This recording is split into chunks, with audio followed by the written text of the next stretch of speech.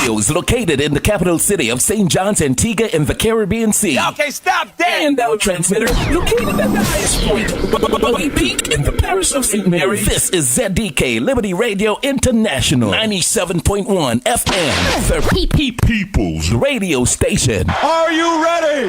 Are you ready? Let's get ready to rumble! Yeah, I told you. You have to stand for something. Sometime at a time, imagine, it might be a lot of vibes and things and so, but you stand up, man. You have to stand up as a man, you know. Any man that can't stand up for what they believe in, then the word, the style, and then walk over just. Say that again. Yeah, I told you. Say that again.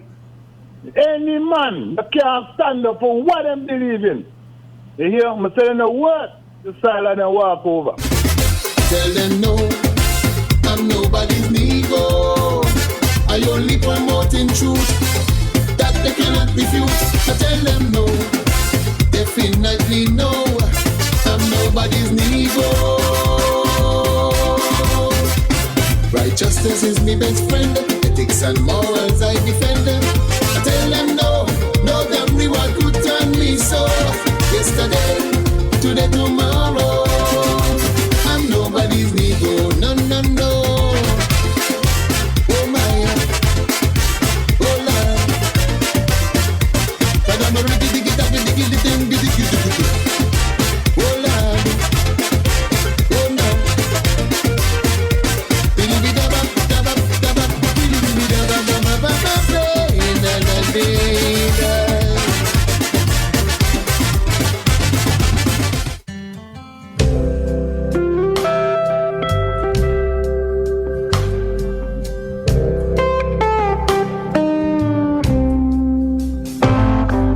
I've seen some valleys, I've walked through some darkness, waded through rivers of grief. Oh, the enemy told me that I was forsaken, no one was fighting for me. But I didn't. Yes, good night, Antigua Barbuda. Though often Let me say good night to our Caribbean neighbors who are locked into 97.1. save Up to no boy. holding me. Hey, ZDK Radio. Promise of help is my song. Yeah, what we're gonna call it tonight? Coronation night. God is for me. Hey, let me say good night to St. Kitts and Nevis. You can say Hey, good night to Anguilla. again. Hey, good night to Montserrat, Dominica. No, Hey, good night, St. Lucia. St. Vincent and the Grenadines. Barbados. God's on my side. Hey, good night to Grenada, Guyana. And going as far down south as Trinidad and Tobago. Jesus, I can't be defeated. To those who will join us via the World Wide Web, hey, you very well might be on the webpage. Just with me Hey, that's www.radiozdk.com. every time. Or you might have joined us via Facebook. Hey, that's ZDK Liberty Radio 97.1. For And it's my understanding that we're now streaming. places you So once you check us out on the stream, go, you should be able to catch up with us. people tell you Hey, the scripture to cover tonight's program, make it taken from the book of Psalm 55 all alone. and verse 22. But if And it reads, it's a choice, Hey, cast thy burden upon the Lord, and he shall sustain thee. He shall never suffer the righteous to be moved. yeah, he's never failed me. Yes, Lord. He never Once again, and hey, cast thy burden upon the Lord, ready one. and he shall sustain thee. He shall never suffer the righteous to be moved. Hey, the word of God. You can stay. Hey, coming to us from the book of Psalm 55 and verse 22. No weapon shall prosper when God's on my. Let me say a special good night to Miss Patricia Gums over there in the hospice. Just me and Hey, good night to my little sister Nicole and her family over there in the Mount Pleasant area. defeat. Hey, to my other sisters. Hey, good night, Bridget. Hey, good night, Nola. Let me say good night to the man, my only brother. Hey, Kali Joseph, aka DJ Governor Slim. Hey, to my many nieces, especially Joanne, Denise, and Bernadette. Through rivers of grief.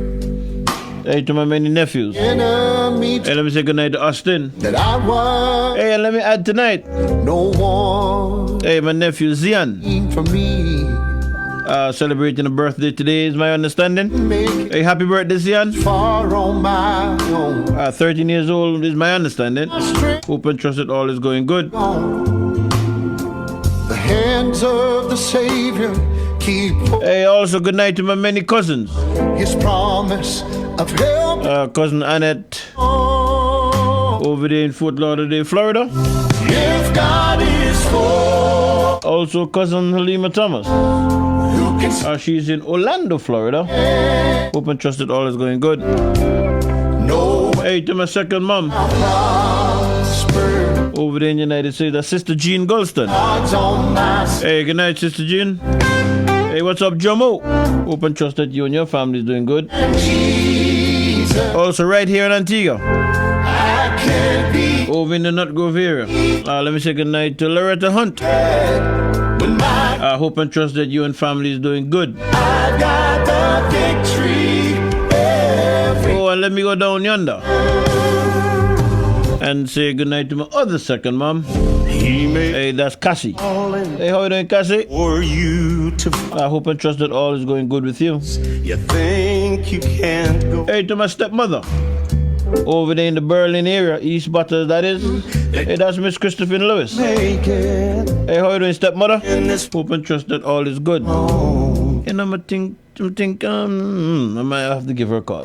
us to trust or to doubt. If I'm not mistaken, I believe one of her daughters is celebrating birthday just around now. Yeah, he's never failed me, and he never. Let me say good night. And the battle Hey, to Mrs. Winifred Christopher already won. and her family down there in the Cooksville area. Big up yourself, Bamsey. God is for. Hey, hope and trust that all is going good with you. Hey, what's up, bro? Stand against me. No weapon shall prosper when God's on my side. If it's just me and Jesus, I can't be defeated when my God is with me. Yes. You're listening to 97.1. Hey, ZDK Liberty Radio. Stay tuned. We will be right back. Nice God, you alone. Me give my firm meditation. In a judge when the dead from creation. Them ask what is my occupation. Not nice me say. Me not stop leeching people. Call and judge, I never leave you. All when you're suffering, I show you up. Tell them I'm good over evil. Shall we provide everything when me need? In a me get when me people are grieve. One more year, another baby fi feed. And I'm shall be me guide and me strength and me shield. Can lift the burden off of me shoulder, 'cause I can't walk alone. Me no want walk with a come. I be a pagan around, and me friend them a let me down. So me not stop call Jehovah, 'cause I can't do it alone. All when evil surround, want see me na the ground, none of them can throw me down. Come select a no one up, tell me say you meet them, did I wait pan and a plan up. Jamaica, when me show them a sign and lift me hand up. Only friend will never hang up. Get to you, praise him and test him. The only friend will fight for you without resting. Deliver you from evil if you only praise him. Just show his grace and it's so amazing. Nonetheless, try lift the burden them off of me shoulder, 'cause I can't walk alone. Me no want walk with a come. I be a pagan around, and me friend them a let me down. So me not stop call Jehovah, 'cause I can't do it alone. All when evil surround, want see me na the ground, none of them can throw me down. Watch it, think what them a cook and them a stir up. Bad vibes them out still like curry when it corrupt. But all them a go stand up in the fire when it turn up. Them bad mind not a get burn up. Get to you make judge or be your shield anytime they feel fi run up. Bible in hand, you not fi gun up. Shall we praise all in the night and when it's sun up? That's why me can say, shall lift the burden of off of me shoulder, 'cause I can't walk alone. Me no walk with a come, I be a pagan around, and my friend never let me down. So me love them can't over, 'cause I can't do it alone. All when evil surround, want see me na the ground, none of them can throw me down. Oh, Jah, you alone, na nice no. You alone, me give my firm meditation. In a judge where the dead from creation. Them ask what is my occupation. Not nice me say. From a little cottage in number 3 Casada Gardens hails Rags to Rugs. 100% handmade Antiguan interwoven rag rugs by J. Lissa Lewis. We have various sizes of floor rugs, decorative wall hanging rugs, and table mats, uniquely and sustainably handmade. To purchase, send us a message via WhatsApp at 268-770-8088 for directions to our physical location, or we can deliver to you anywhere on Antigua absolutely free. Like and follow us on Facebook at Rags to Rugs Antiguan Made, on Instagram Rags to Rugs, or you can email us at ragstorugs@gmail.com. Don't forget, our rag rugs and table mats are machine washable and dryable. See you soon.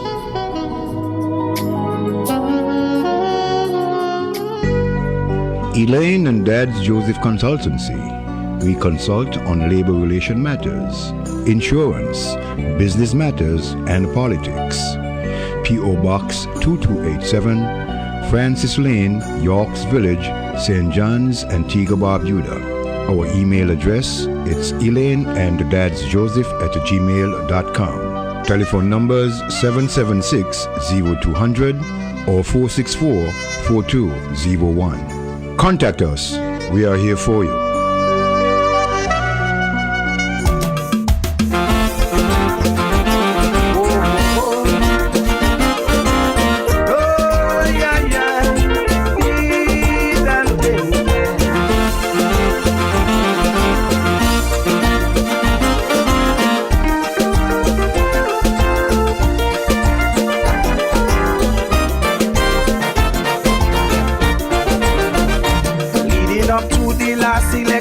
I witness a fight between you people whistle stoppers and scores of laborers. When I see how battle was pelting all over the place, I run into your so-so building in order to escape. While inside a youngster asks me whose side I'm fighting for, though his question make me angry, I decide to answer. I don't have a red chip in me, neither is there a blue chip in my body. I am too conscious to be fighting for them service politicians and their political party in this island. If there's a chip under my skin, it's a national one. So I'm fighting for the redemption of this nation.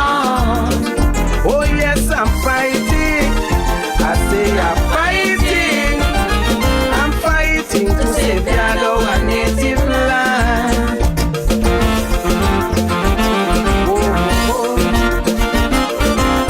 Oh yeah.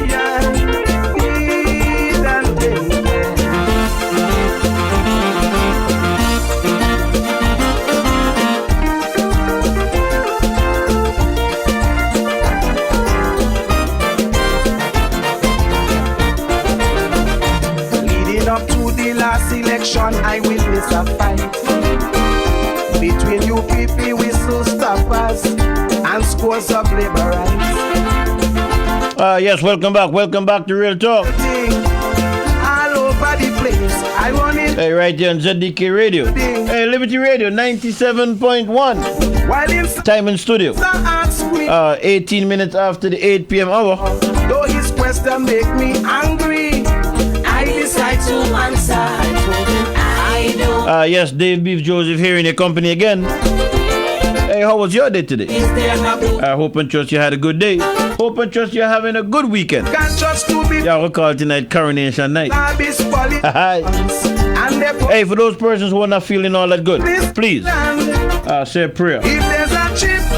Prayer works all the time, each and every time. So I'm fighting.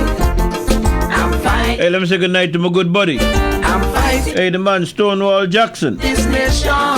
Hey, big up yourself, Dennis. Thanks much. Fighting. I say I'm fighting. I'm fighting. Hey, what's up, Place? Hey, hope and trust that all is good with you and the family down there. Miss Nalda Jarvis. Hey, good night to you. Oh, yeah. Hey, Nalda. About 11 o'clock, I'm supposed to done now. So, I know I can't tell about the early night tonight. The way he look, You really know what you do. me realize.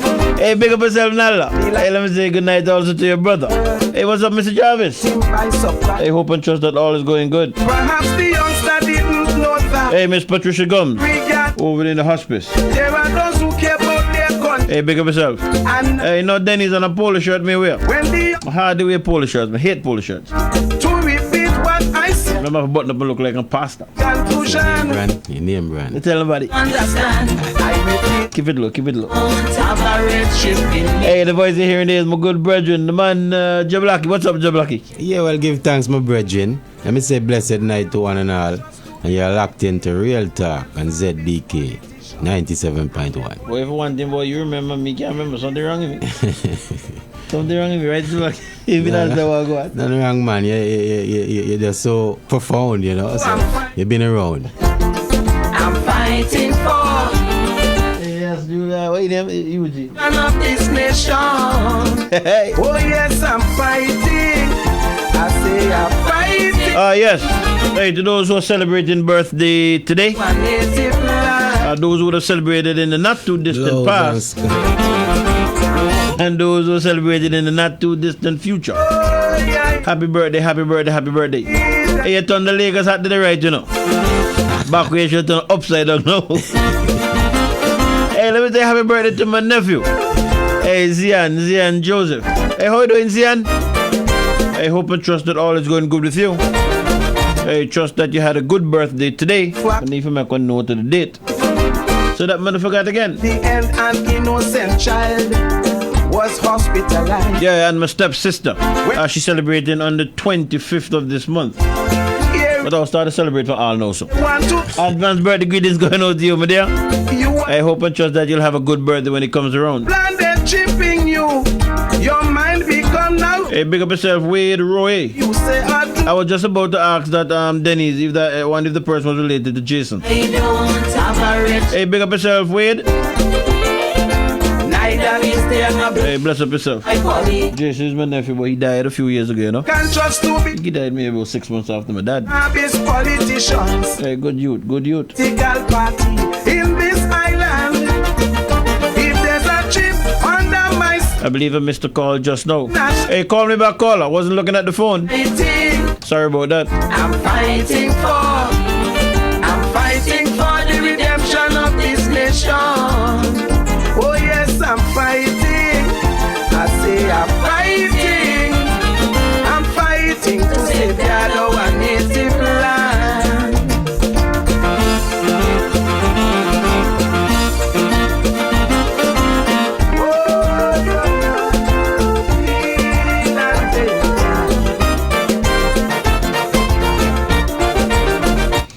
Yes, well, let me just cut that there. Now, then get that set up, bring that back up so that when we come back to that and all that. Yes. Yeah, well, as I was saying earlier, Jablaki, today we had the coronation of King Charles took place today. Yeah. And as a member of the Commonwealth, you know, Antigua and Barbuda was represented. Outside of the military personnel that went, I was made to understand that other persons who went along in London to participate in the pomp and ceremony, and I think I was going through something today and I saw it, I think on Wikipedia or something. The Governor General and his wife, they went, our Prime Minister And his wife also went. Somebody by the name. This would be the permanent secretary, Paula Frederick Hunt. The permanent secretary in the office of the Governor General also went or was present. Kiz Johnson, senator, and banner bearer. I don't know if you saw a picture with her. She was holding the flag. That's a newly installed senator. The independent one. The independent one, yes. Right. Also, apparently, Atlee Rodney, the police commissioner, he went. I wonder what was his role. Interesting. Right. He went. Also, Dale Mercury, ADC, or aide-de-camp to the Governor General, and he's assistant superintendent of police. He went. Somebody by the name of Ickford Roberts, the accountant general. That's the person responsible for the treasury. I believe he has a role to play in that. What role? What role do you have to play? No, in the treasury. That's right. Oh, in the treasury. Yes. So why you went up there for? I can't answer that question, my brother. Okay, I was just looking for a link between the treasury and so far in my mind, maybe they will be receiving a donation. Okay. Yeah. Okay, no problem. Also, according to this Wikipedia thing, Laurie Freeland Roberts, registrar of the civil registry. That's where you're going to get birth papers, right? Yes. Okay. And if anybody ever sign anything up there? Okay, well, she went, according to this document here. And also Bernard Warner, field officer at the Rehabilitation Center for Persons with Disabilities. Mr. Warner also went. I was listening to something and I hear they were making reference to some other sort of a disability group. So, maybe the Queen and them, they're into them, the royal family into this kind of stuff. But those are the persons who went. I don't know. Somebody probably call us and tell us what role the commissioner of police had to play. I don't know. Anyway, notably absent from this list that I see here. Guess who minister on the list? The minister? Which minister? Foreign Affairs. Okay, he's not there. Well, is he here? Oh, he went. I think the last thing I heard, somebody said he had gone to Africa. I don't know if he came back. That was about a week ago or more. So he might be back on Ireland? Perhaps, yeah. All right. No, okay, right. Yeah, he's not on the list. He's not there. But the honorable leader of His Majesty's Loyal Opposition, Mr. Pringle. Oh, of course. He did not go. I think I read an article yesterday or maybe the day before yesterday. Some people was taking issue to him not being invited, I guess eventually we will hear why he wasn't invited. It's not mandatory based on the representative. I really don't know. All right. The key word there be mandatory. Yeah. I really don't know. Okay. But I would have expected, being the leader of the opposition, that he would be invited. Yeah, as a part of the government. Right. But I don't know. Maybe something happened that he couldn't go. But even if he couldn't go, I'm sure he could have sent a representative. Because in my mind, the leader of the opposition have more of a place there than the commissioner of police. Indeed. As far as I see. But again, we're not protocol officers, so maybe somebody will tell us something that makes sense to us. Agreed. And as a matter of fact, strange enough, today my mind ran on Mr. Ford, Ivor Ford. Oh, okay. May his soul rest in peace. Yes, yes. He's the one who's with all these things. And so, but yes. some of mine ran in him. We would have probably heard his contribution and hear what it is. But somebody would probably. Perhaps he would have been a part of the delegation as well. Well, it would have been a tragedy not to have invited him. Anyway, so some persons would have called me about the exclusion of Mr. Pringle, and I just simply said to them, look, take heart in the word of the Almighty God, right? And during the week, while I was doing my daily studies, I did come across Proverbs 22:8, and I shared it with them. And for those who are not aware of it, Proverbs 22:8 says, "Whoever sows injustice will reap calamity, and the rod of his fury will fail." So ultimately, God knows everything, and if God believes or knows that an injustice was done to Mr. Pringle, he will sort it out. Indeed. That's how I look at that. I'm not gonna get caught up in the stupidness and this and this. I don't have time with that. I don't have time with that. Looking at it from that angle, my brother, it begs the question, because he is a top member in the government on the opposition side. He's the biggest in the opposition side. Okay, and he's the leader of the opposition in Parliament. One question why he was excluded. Well, I'm sure we'll hear from it. I'm sure we'll hear. Hear from who? Somebody. Somebody from Labour Party got up. Oh, okay. And we'll hear. Okay. I'm not going to say nothing until we hear why he wasn't, because I don't know if he could make it. But then again, as I said, if he could make it, he would have made right. Yeah. So you're going to tell the King Secretariat who to invite? Or the King, according to Samantha Daly, you look as if it's the King Secretariat do all send out invitation. And who is that? I don't know who Samantha Daly is. No, who's the King's Secretary? Well, it must be somebody up in London. Without no consultation with no one from Antigua? According to Samantha Daly that can't be accurate, Beef. Look, me suspect so too now. Yeah. Me suspect so too. Yeah. But I'm just telling you what Samantha Daly say. Fair enough. You start the mischief and now say you're not in any stupidness. What mischief is that? Samantha Daly. Anyway, I'm not gonna make them bunks here. No. She not that good. Let's go. She not that good. Assuming it's a female. Yeah. She not that good. Jablaki. Yeah. But again, as I said, we'll hear about it. But it must be registered as to the absence of the leader position. And well, you know what? Let me hold that until I hear the reasons. Mm-hmm. Let me hold that until I hear the reasons.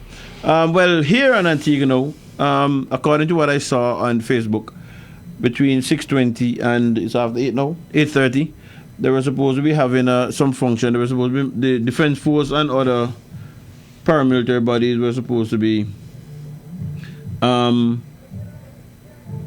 they were having a march from, I think, Multipurpose Center up to Government House. Today? Yes, this afternoon. Okay. After 6:20. Or from 6 go down there, and whatever they're gonna have some things up there, so they should have completed by 8 o'clock. So I don't know if it's completed or not, but that should have been happening. And I see somebody, Denny, I believe that's John, saying Mr. Pringle confirmed that he was not invited. Not invited by who? Miss Lewis. Not invited by what? Our delegates from here, or people from here, or from, according to the other person is saying. From England. But I'm sure we'll hear about that tomorrow. Antigua is a small place, and never listen. So I'm sure that, you know what I mean? We're going to hear shortly. Yeah, I'll get the answer, man. Yeah, man. But, Jablaki, I'm glad for the experience that our military personnel who went to London and participated in the coronation ceremonies. Mm-hmm. I'm glad for the experience that they would have gotten. This would have been the first time they've been invited, or you don't have No, well, I think so, because I think the last time they said there was a coronation was 70 years ago. Oh. When Queen Elizabeth came to the throne. Blessed man. So, yes, it would be. Mm-hmm. I don't know if you're going to have to wait another 70 years to see another coronation. Yeah, man. But I'm glad for the experience that they would have gotten, and I want to say a special congratulations, to one Denny Smith. Her son, Lieutenant Anthony Jacobs, he was one of the members of the military who participated in the ceremony. Mm-hmm. And I'm sure that she's feeling proud, and deservingly so. Let me also congratulate the gentleman, sir. Yes, and I saw, as a matter of fact, if you go on my Facebook page, I got some snippets of them. Uh-huh. There were, I believe it's 4 of them. With the Commonwealth contingency, that was about either a platoon or 2 behind the carriage. All right, I haven't seen it, but I'll check it out. And they had two of our military personnel also were honorary guards around the carriage itself, I think. So I got maybe about 3 or 4 snippets of them. The main group, if you want to call it that, and of course wherever you saw the carriage, you would have seen the two officers. They were at the front of the thing, as a matter of fact. Wow. Very, very proud, look good, very proud of them. They represented well. But when I saw Anthony, I know what some things are like with the mom. And you know, we talk about all the time. Within recent times, we've been having some violent situations with some youngsters, you know. Yeah. And the discussion is, you know, what are parents doing, and blah blah blah blah blah. Yeah. And I know that Denise had to buckle down, and I was so proud of her when I saw her son. Of course, you know man. What I mean? Yeah, man. Yeah, on that platform. So big up yourself, Denise. Imagine how she's feeling. Well, even for my child, I mean, she's proud to she. I can imagine. Yeah, you know what I mean? Yeah, man. No, for real. I was real glad. I was real glad for her. Yeah. You know, well, you know, I've heard some people talking about why we need a king, or what's the importance of that to us, etc., etc., etc. I'm not going to get into that discussion. You know, that deep. Suffice to say that that I've noted the exuberance that some persons who went to the pumping ceremony, I noticed the exuberance, how happy they were and that kind of stuff. While at the same time, they claim and they try to convince persons that they want to be as far away as possible from the cause. From the monarchy? Of that, you know what I mean? So it's just ironic, but such is life and such is human being, you know what I mean?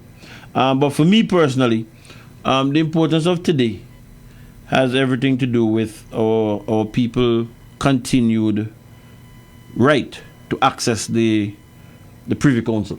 That's the importance of today to me.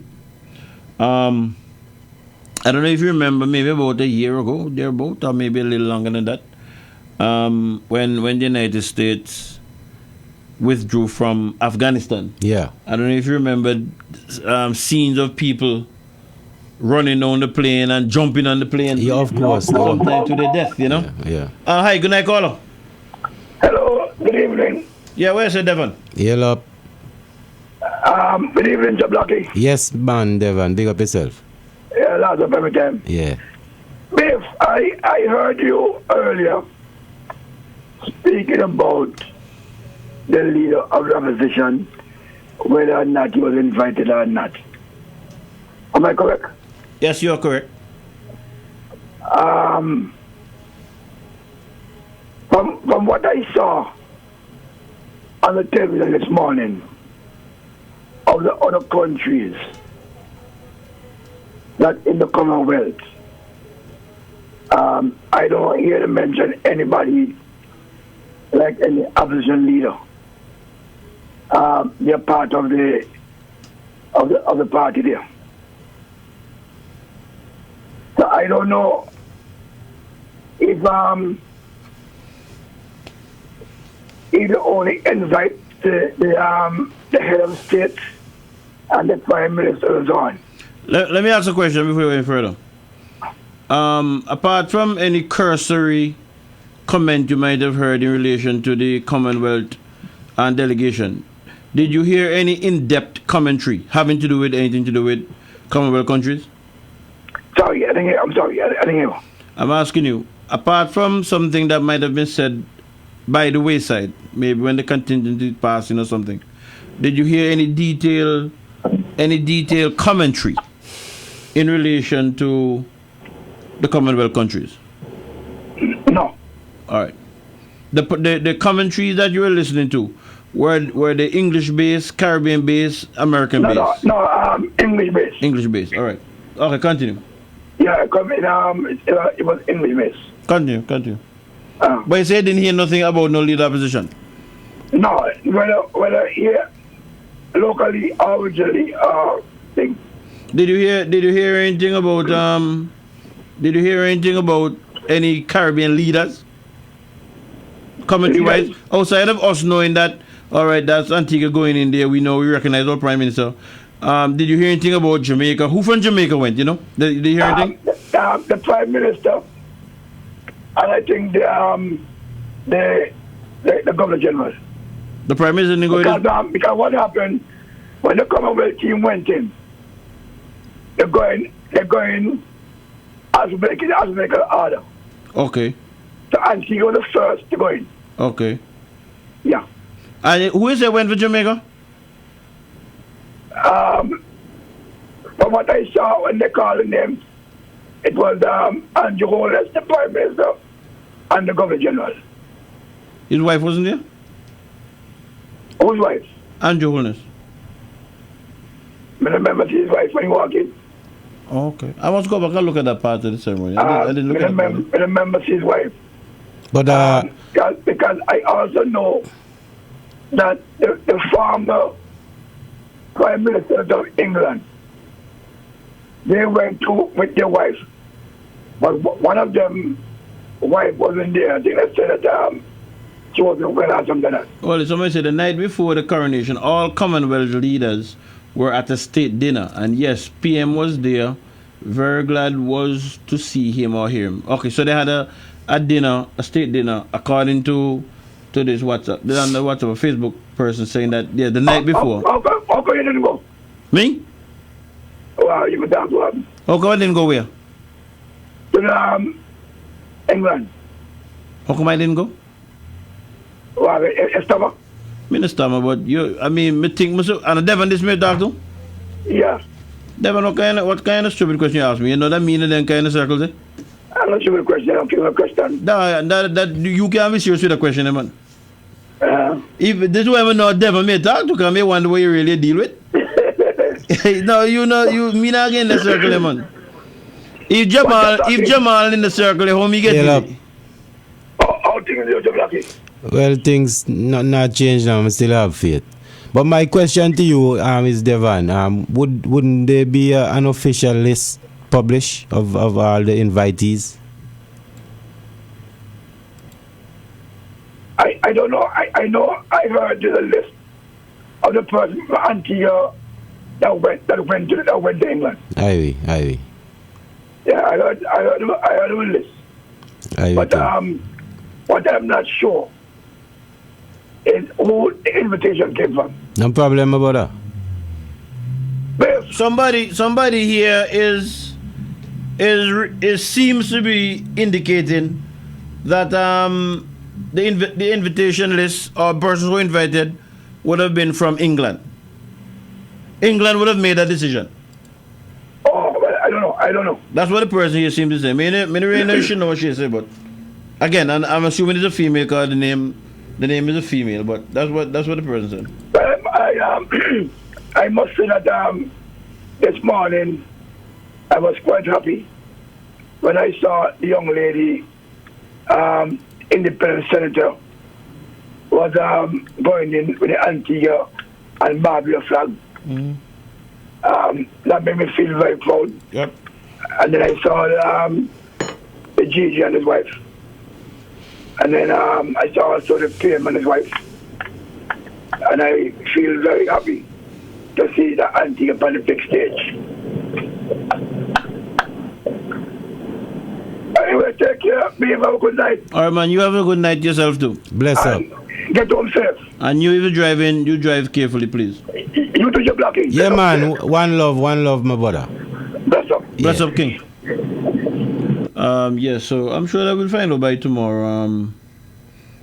Jablaki as to how that invitation for especially with the leader of the opposition. Yes. Yeah. Yeah, so as I was saying, I was asking if you remembered when America had left Afghanistan and how persons were. You know what I mean? They wanted to go on the plane that were taking the Americans. Or maybe all who was going with the Americans. I'm sure there's an American living on the plane. Yeah. And take a look at what's happening in Haiti. Yes. At the present moment, Yes. And even CARICOM can help with that situation at this point in time, as far as I know. It's terrible, man. It's horrible, my brother. And you know that recently some African poorists were brought here to our shows. And they were running for their lives from their government. You know what I mean? And the little freedom that we have in the press here in Antigua and Barbuda, I'm going to use that just like that because we're going to get to it a little later. The little freedom that we have here in the press in Antigua and Barbuda, that goes back directly to the Privy Council. Of course, a very high official made a statement based on what you're just raising now, but I guess we'll get to it later on. Yes, so for me, that's what today was about for me, the Privy Council. Bless. Good night, caller. Hi, Biff. Hey. I just heard a mention of what is happening in Haiti. Mm-hmm. I don't know if you're following what is happening in Sudan. Yes, I am. You are? Yes, I am. Okay, I have a question for you. Do you know why the Americans are helping the people in Ukraine and not helping the people in Sudan and Haiti? Because I believe the national interest is not served. I believe that the national interest is not being served at the present moment. And political ties as well. Yeah, because I am wondering if we can have black people in me. That's what I wonder. But let me ask you a question. CARICOM are black people or white people? CARICOM? Yeah. CARICOM are black people. You have any idea what them then are helping in Haiti? I don't know, but I think Charity be their home. I think CARICOM. The point that I make to you, you say that you want if American help Haiti because of black people. But you can't be. What, you believe that CARICOM not help Haiti because of white people? I think CARICOM should make it better long time. Okay. Well, maybe I shouldn't start from there and worry about America yet. CARICOM should have helped Haiti long time, that you say? Yes. Agreed, man. Yeah, I think CARICOM should help Haiti. But there would have been so many, calls made out for that sort of attention, and it has gone on deaf ears. No one is willing to adhere to such call. Okay, guys. All right, man. Take care. Bless up. Yeah, so that's what it's about for me, King. That's what it's about for me, you know what I mean? Yeah, man. And I said I'm not going to get too deep into the discussion as to, some people have their thoughts in it, and me not going to fret about that. I understand what people are saying. Right. As a matter of fact, well, you can't see from over here, but some of the screens over here is carrying those persons who were protesting during the coronation. And that's freedom of choice. Well, it made the news, I would have heard of some of the protesters that are anti, and it's expected. Antigua a little different. In terms of... And that's why I said the little freedom that we have in Antigua, the little press freedom we have in Antigua. In Antigua, when you ask any question that don't line up with what the government to do, all kind of something come at you. Yeah, it seems like you're fighting against them. They call you a bitch. Yeah. Right? They call you fraud. Or they say that you're fraud in a plastic cup. Yeah. And you know what? Before I go to that, I'm going to play that. Ivy. I'm not going to play the part with the bitch. I'm not play the part there. But I have the recording. I was listening to, I believe it was ABS News, it was the other night. And apparently there's a group that goes about measuring what's happening with press freedom in the OECS. Yeah. I found that was quite instructive in 2023, what they were saying. But before I go to that, apparently they had a meeting down in Trinidad, I believe it was. Trinidad. And I believe the Prime Minister for Barbados and the Prime Minister for... Jamaica? No, St. Vincent. Had some unkind words... for the judiciary. Ivy, man. And that had forced the different bar associations up and down the region to comment. What I find interesting about that, they talk about the separation of powers. Yeah. The executive, the judiciary,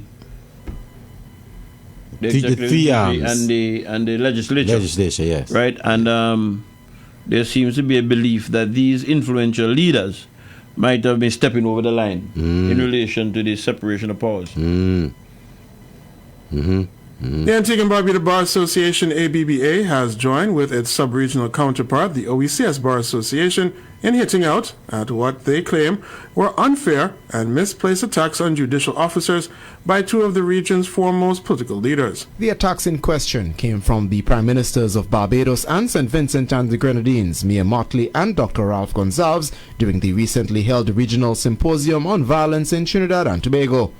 According to a press statement from the OECS Bar, both leaders, quote, harshly criticized judges for granting bail for murder and effectively accused judicial officers of favoritism to certain lawyers. That statement went on, saying Dr. Gonsalves characterized too many judges and magistrates as being too soft and called for the carrying out of the death penalty as a form of punishment. The bar expressed its disappointment that some leaders preferred to play the blame game rather than focus on what it believes are the real issues impacting crime, the lack of investment in youth, the family and the police, among other institutions. It noted too that the attacks on judicial officers were, quote, wholly unfair, unfounded, uncalled for and misplaced, especially as bar associations across the region have been calling for years for an overdue injection of resources to boost the legal system. The bar also reminded of the presumption of innocence, which every person charged with a criminal offense is entitled to under the mandate of our regional constitutions. It added that judges are bound by the decision of higher courts, which can also influence the application of law by judges within the region. In a statement of its own on Tuesday, the ABBA voiced its solidarity with the OECS bar and emphasized the importance of the independence of the judiciary and the presumption of innocence. The body also reminded that a collaborative approach is vital in addressing the public health issue of violence. So, when I heard that, I smiled to myself, because as you know, I was involved in the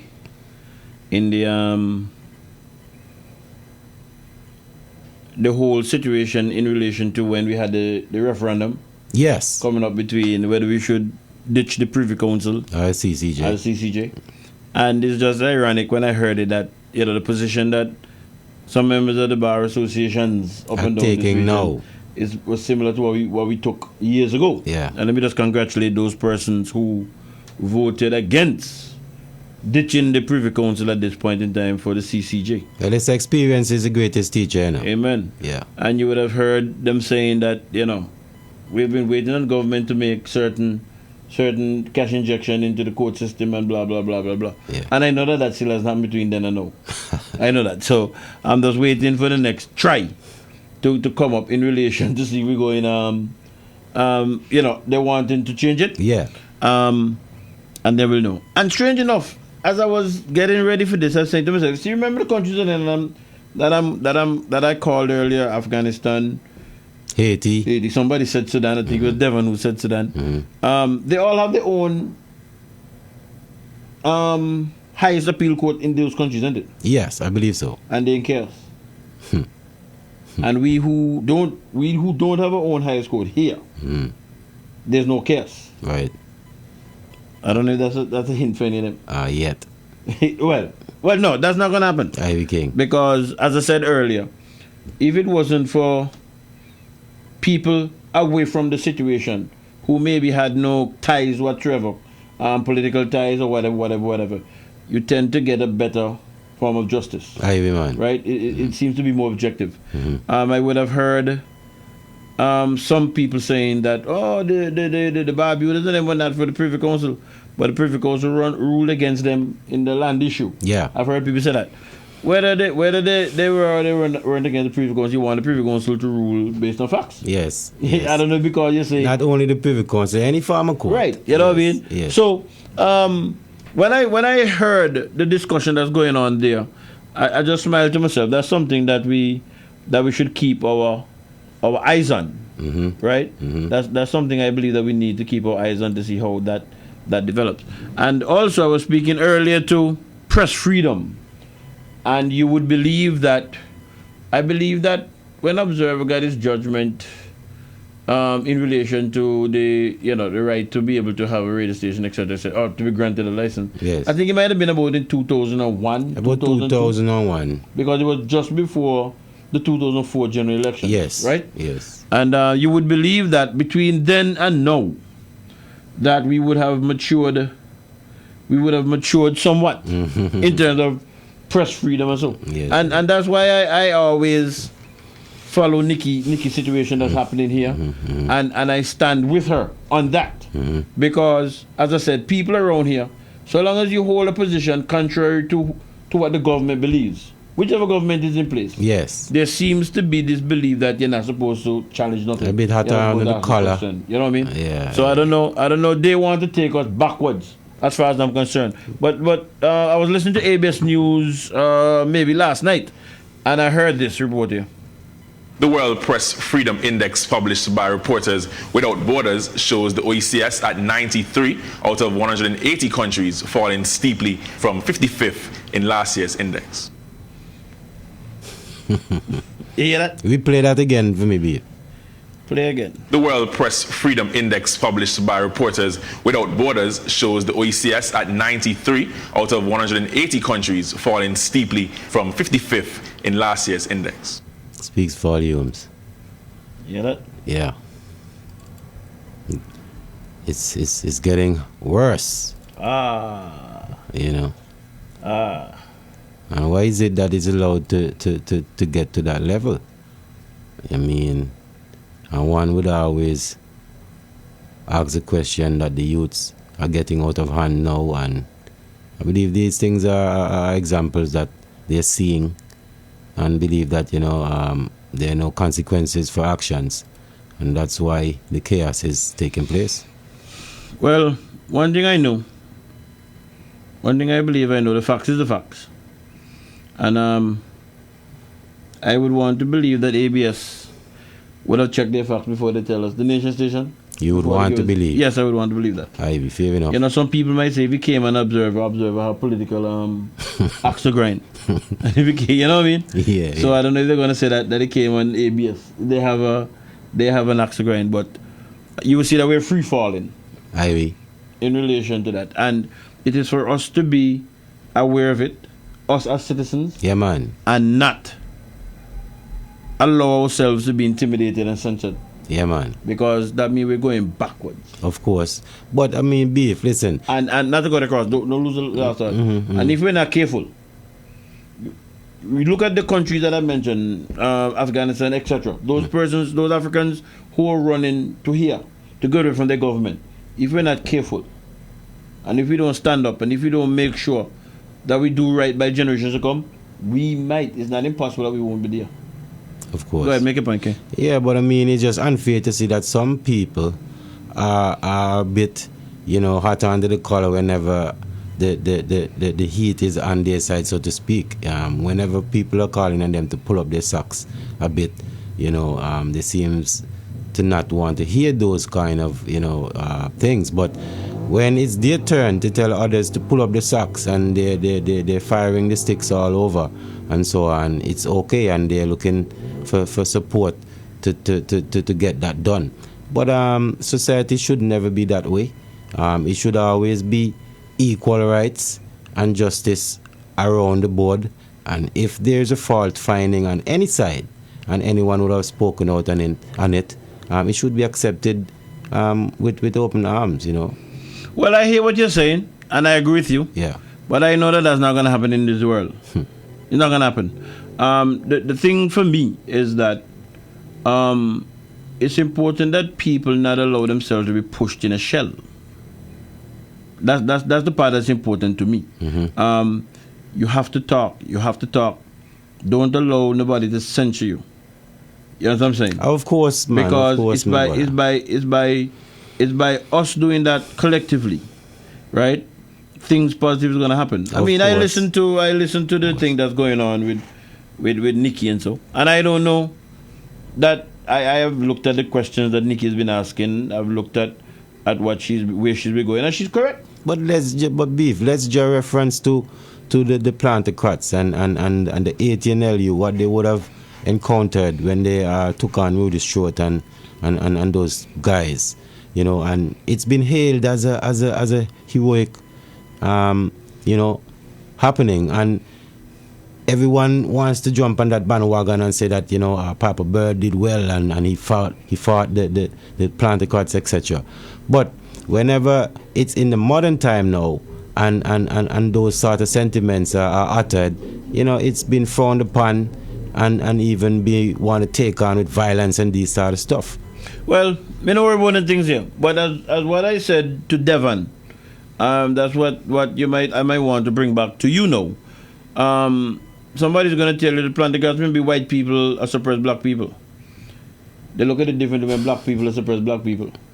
Blessed, my brother. And you made a perfect example when you asked him if the CARICOM isn't black or white, you know. Yeah, it started home first, my brother. But during the time when we were having that fight, you know, one thing stuck with me. Weber was a part of the group. Weber the third. Yeah, man. Was a part of the group that we were having there, and you know, Weber, I remember that some interview. Weber said, you know, until there's no problem with the CCJ and until we're satisfied what we're replacing with, he said, God save the Queen. Mm-hmm. When I heard the debate and I see what's happening, and when I looked at the Privy Council and where we're going with justice that we get from the Privy Council and so, you know, I borrowed one from Weber to them and said, God save the King.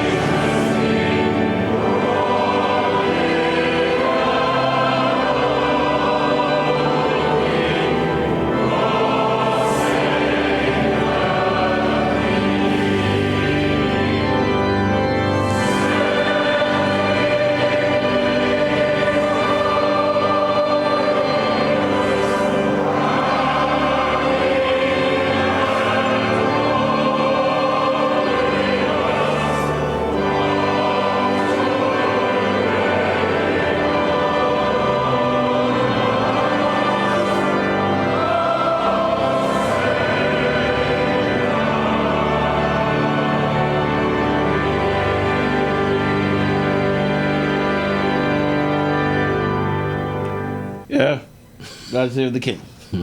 That's the first public rendition of God Save the King. If you know, I don't, you know, them things kind of stick with me. That was back from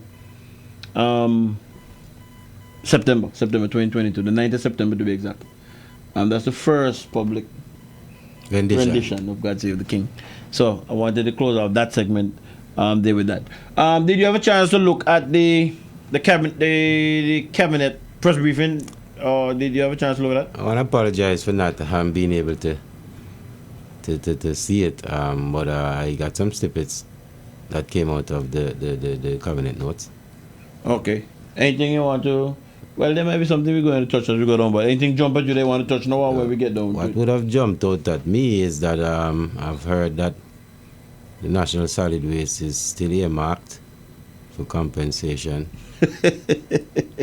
Any money came up to now, by the way, if you know? No. You know you don't know and no money came? No money come. Oh, okay, all right. No.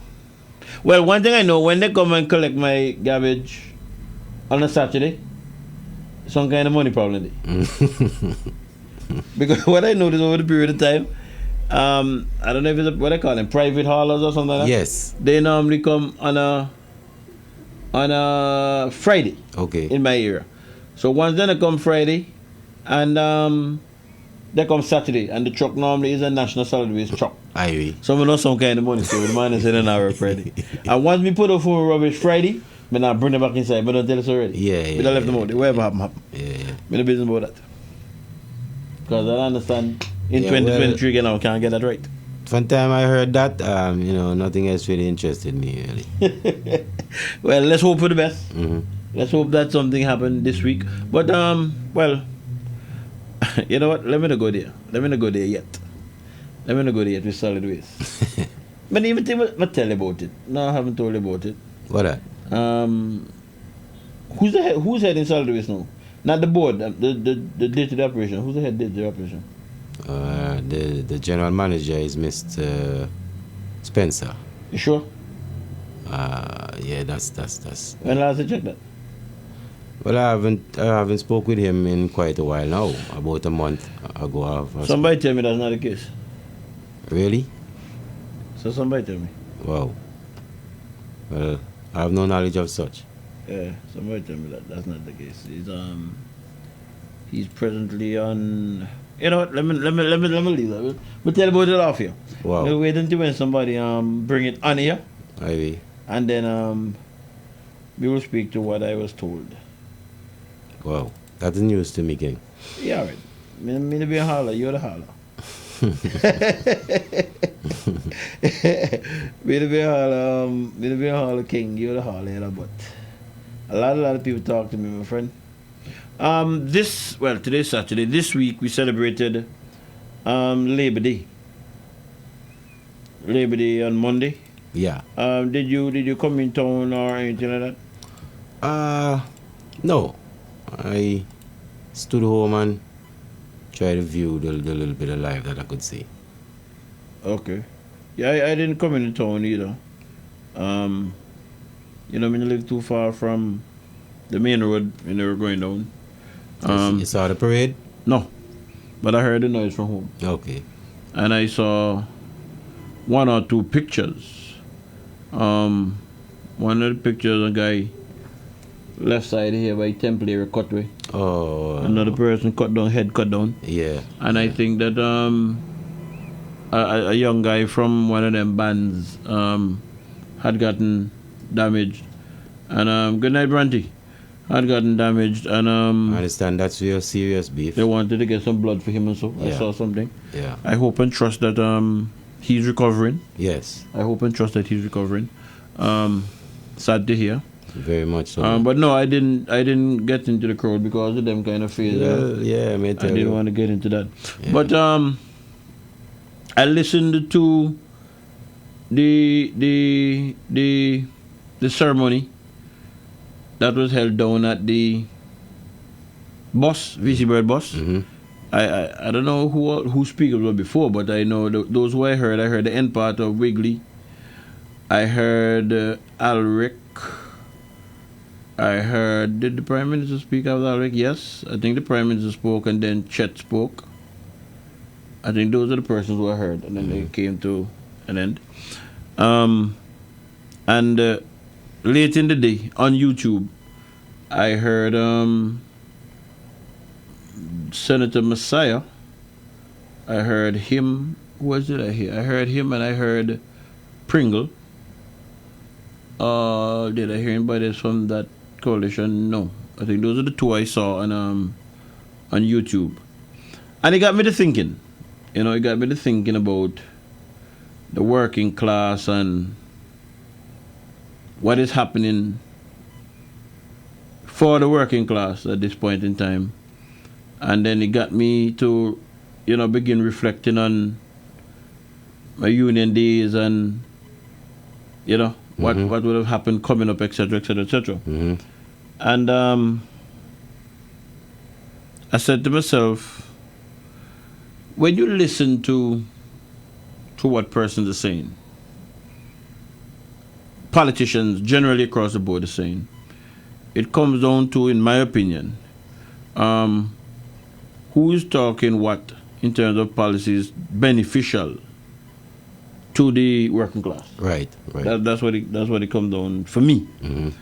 And then I got to thinking, and I said, you know what? Let me go back a little bit.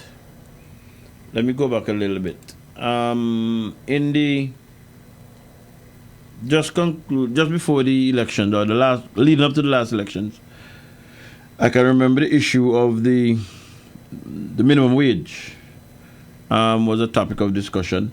Yes.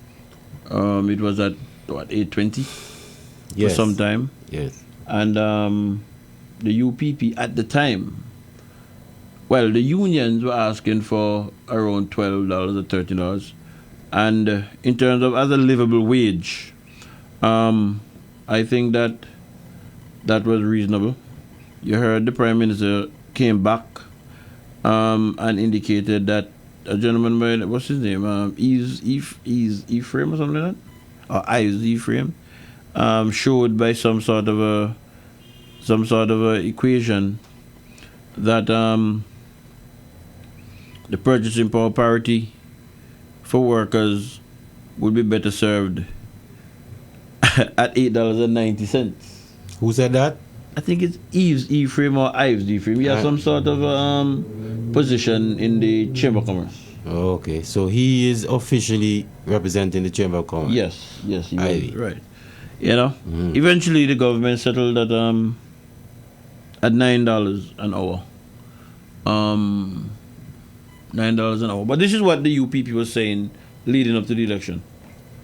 I want to make tonight, it has to do with the minimum wage. You know, just recently they increased the minimum wage barely,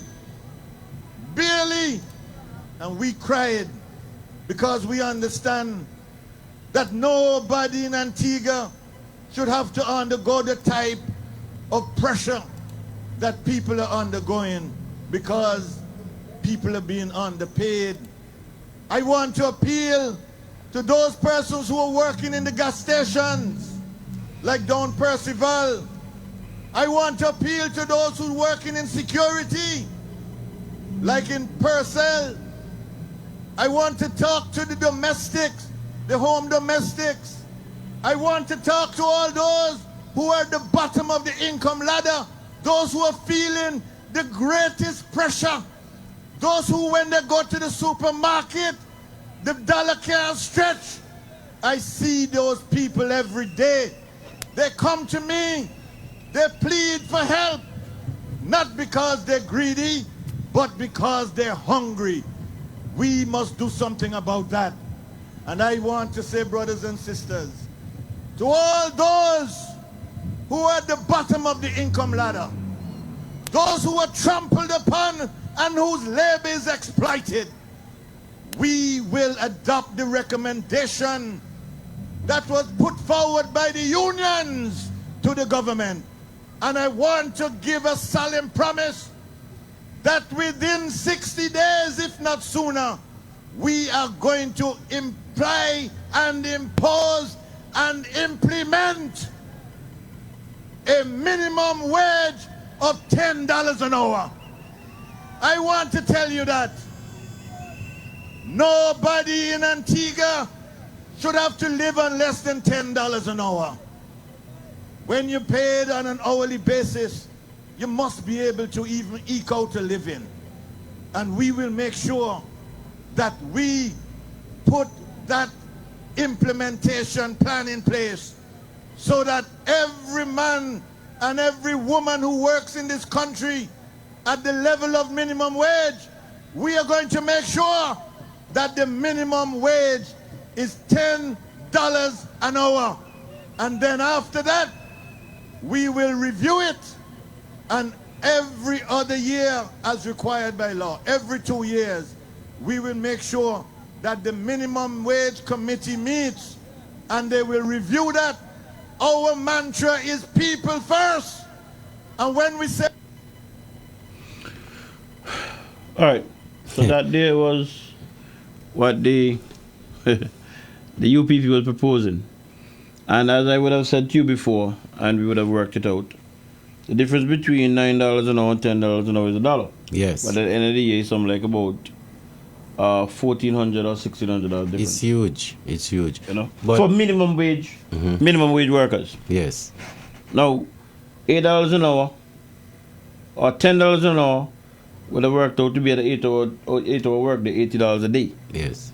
Which is, in my opinion, still low. Yes. But it would be better than the $9. Yes. You know what I mean? Yes.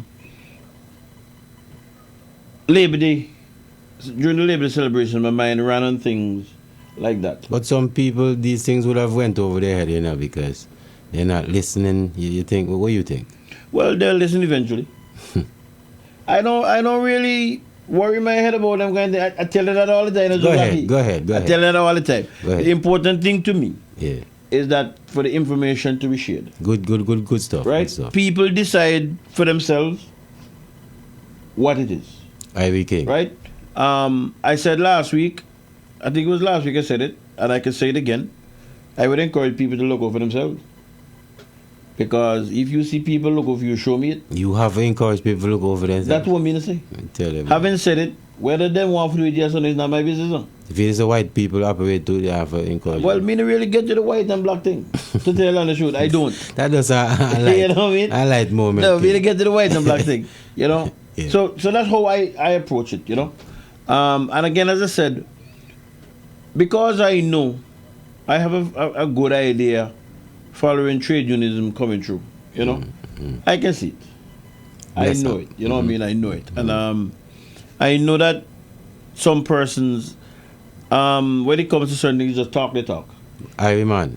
People can't. Well, if you really live in a real world and look at how the real world is going, you know what I mean? You just talk when it comes to certain things. Because we've been hearing about the putting things in place for like getting a pension, getting the word is eluding me. I don't know if you're talking about severance. Severance. I'm gonna come to that. Yes. I'm gonna come to that too. Yes. Because when I listen to the opposition speak, when I listen to the different speakers in the opposition speak, to be honest with you, Jeff Lucky, I say to my mind, the opposition seems to be more Labour than Labour.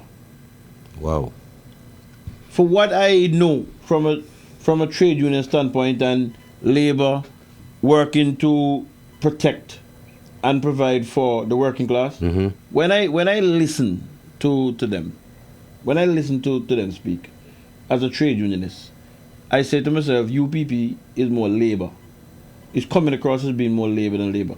That minimum wage policy position that was put forward, I would have expected to hear that from Labour Party, not from UPP. Aye, man. Right? And nobody can come and tell me nothing about the price. You have to look at what increase you're giving because it could become inflationary. You can't tell me that.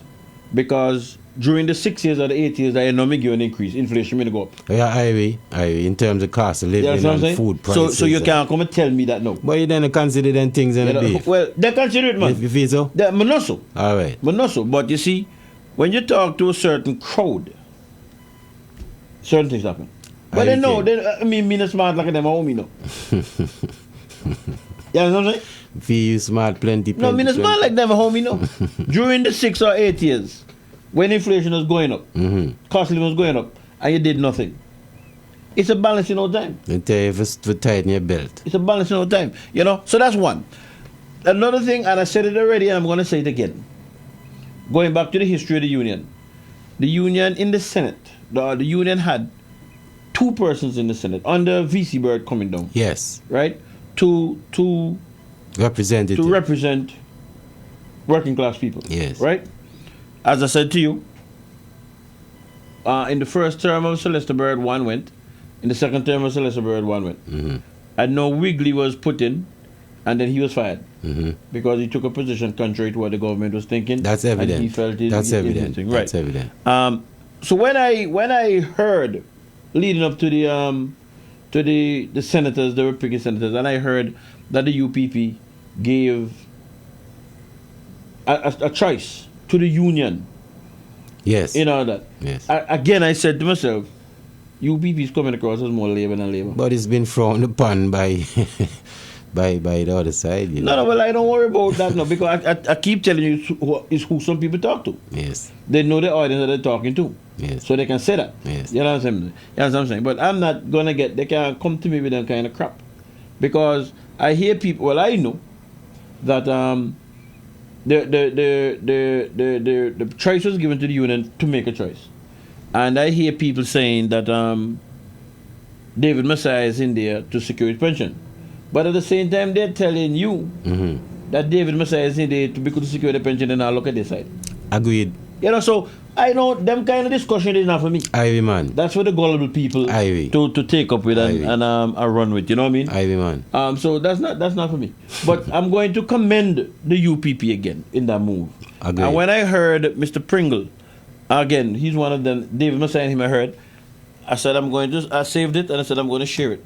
I want to reaffirm our commitment that we, the United Progressive Party, will continue to work with the Antigua-Barbuda Workers' Union to put policies that is geared towards bettering the lives of the working class. Again, statements as such perhaps weren't, listened to adhesively. Well, no, he made that statement on Liberty. Oh, okay. He said on Liberty. But what jumped to me with it is the commitment, right? The commitment to work with the union. The union. Yes. In relation to developing workers. Policies to benefit workers. The working class. Yes. You know what I mean? But and that to me That jumped to me when I heard it. That should be the aim, Dave. That should be, you know. I agree with you. Yeah. I agree with you 100%. Yeah. And I would have come here and you would have heard me say, again, you know, this whole issue, you're talking about severance. Yeah. And I knew I was going to go there, so I said, let me just save it for then. You know, I've come here and I've said it over and over and over again. This thing with Liat, for instance, right? I understand that the union is pushing to have its members get 100% of their severance. Yes. Right? I understand the union pushing for their membership. Yes. And I have a problem with that. That's what the union is supposed to do. Yes. But I agree with the government, and the government is correct when it says it has no legal obligation to pay 100%. And when me hear you say something like that, I want people to listen. And I've said it, I've been saying it for months. This is professional. I have a friend there, my boss, we won't call his name, who worked for Liat. We Yes, used to sir. hang out at a particular part and so. Yeah. And I said to him, boss, take your money. Yeah, man. The most they can get, take your money. Because I know, according to the Companies Act, Yeah. a company goes bankrupt, whatever assets the company have is sold, and those monies are used to pay off. Blessed. If I'm not mistaken, the order is government first, inland revenue, statutory bodies, then the workers.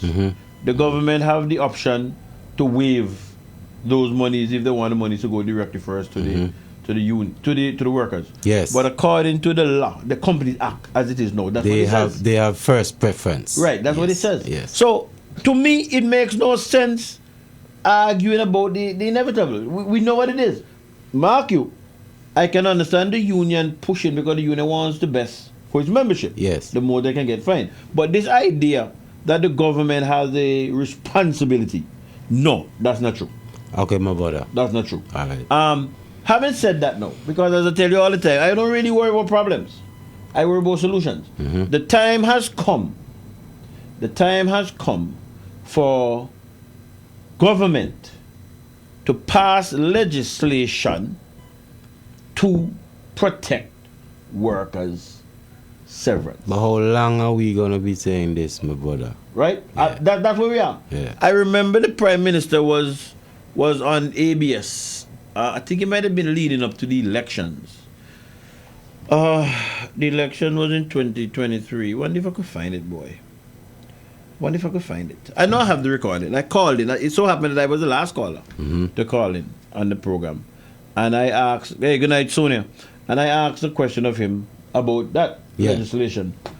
He basically told me that, you know what, I don't want to say what he did. So I'm going to find it. Bless let me go back and find it, and then I can play. So you hear it. But I know all them kick up about.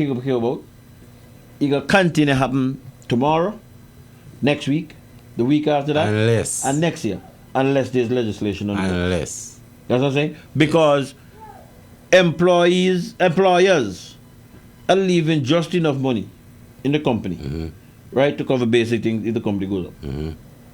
That's just it. Because that's the loophole. That's just it. That's the so loophole. I don't know. Again, I think I could put my two thumbs on the board on a chopper and say, if VC Bird was running this country, that could happen. You tell a finger on him, man. Me believe so. You know what I mean? So when I heard this again on Labor Day, I say, wow. And it is my commitment to the cause why I made sure there was a Senate seat available for the Antigua-Barbuda Workers' Union.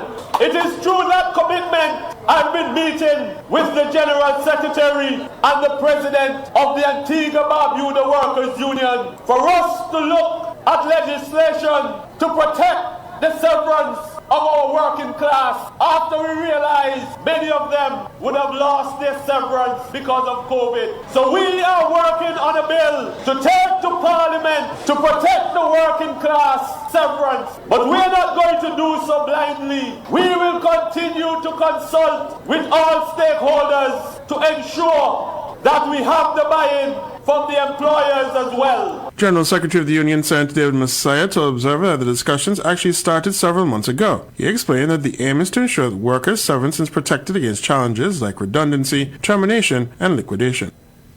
And this is the type of partnership workers need, cooperation, you know. Yeah, good stuff. I don't expect to hear them things they come. What make it? Because me think me know a labor boat.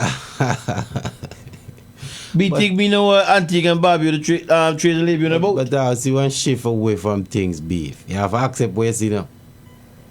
Where is it? Me agree with you, me not gonna argue that. Right. And me not gonna argue that. Me not gonna argue that. See one adaptation coming from the next but side. to every time I hear comments like that, statements that are coming from UPP / Workers Union, yeah, my blood cringe. Knowing the history of the Antigua Trade and Labor Union. Ivy King. I don't know. Ubex and then business. Reality every year when it comes Labor Day, they gather up at the boss of VC to evoke the spirit of VC Bird, to tell you how they love labor. But brothers and sisters, the message, their track record is clear. That the police, the teachers, the nurses, the working class, the CBH, everyone, brothers and sisters, they're all suffering under this particular government. And again, evidence proves everything, you know. One time we viewed evidence. I was speaking to a nurse today. A nurse friend of mine. The one day, let me see, she WhatsApp me. I shared a real talk link with her about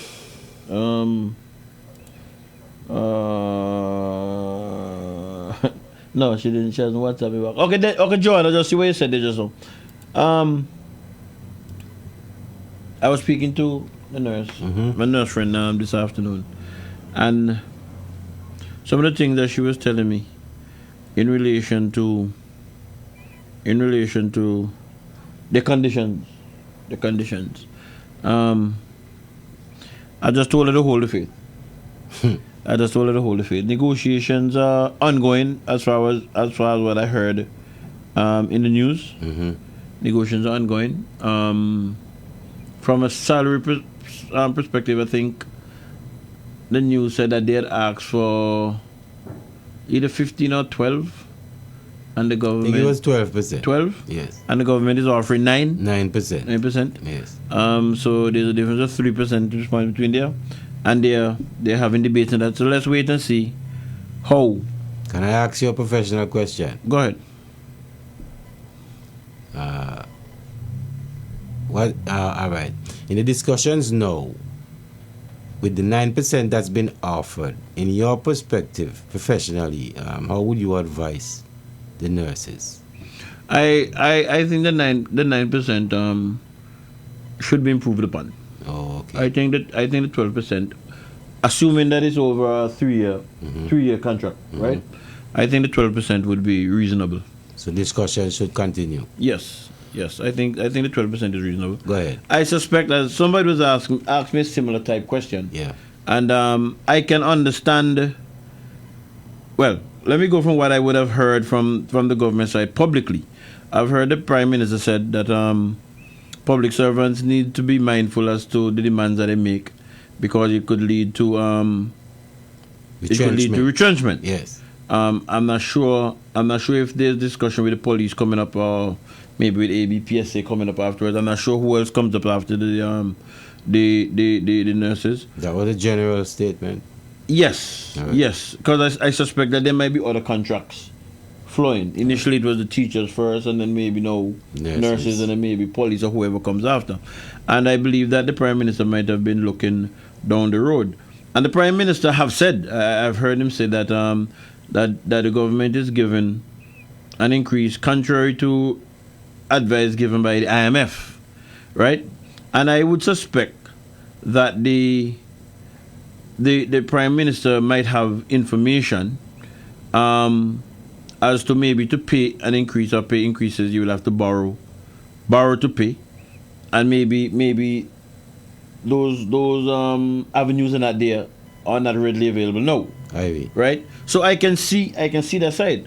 The problem that the government would have is that how do you maintain income at what it is when cost of living keep going up? So you see the predicament? It's very difficult, beef. You see the predicament? Yeah. And so I can understand the two sides of the discussion.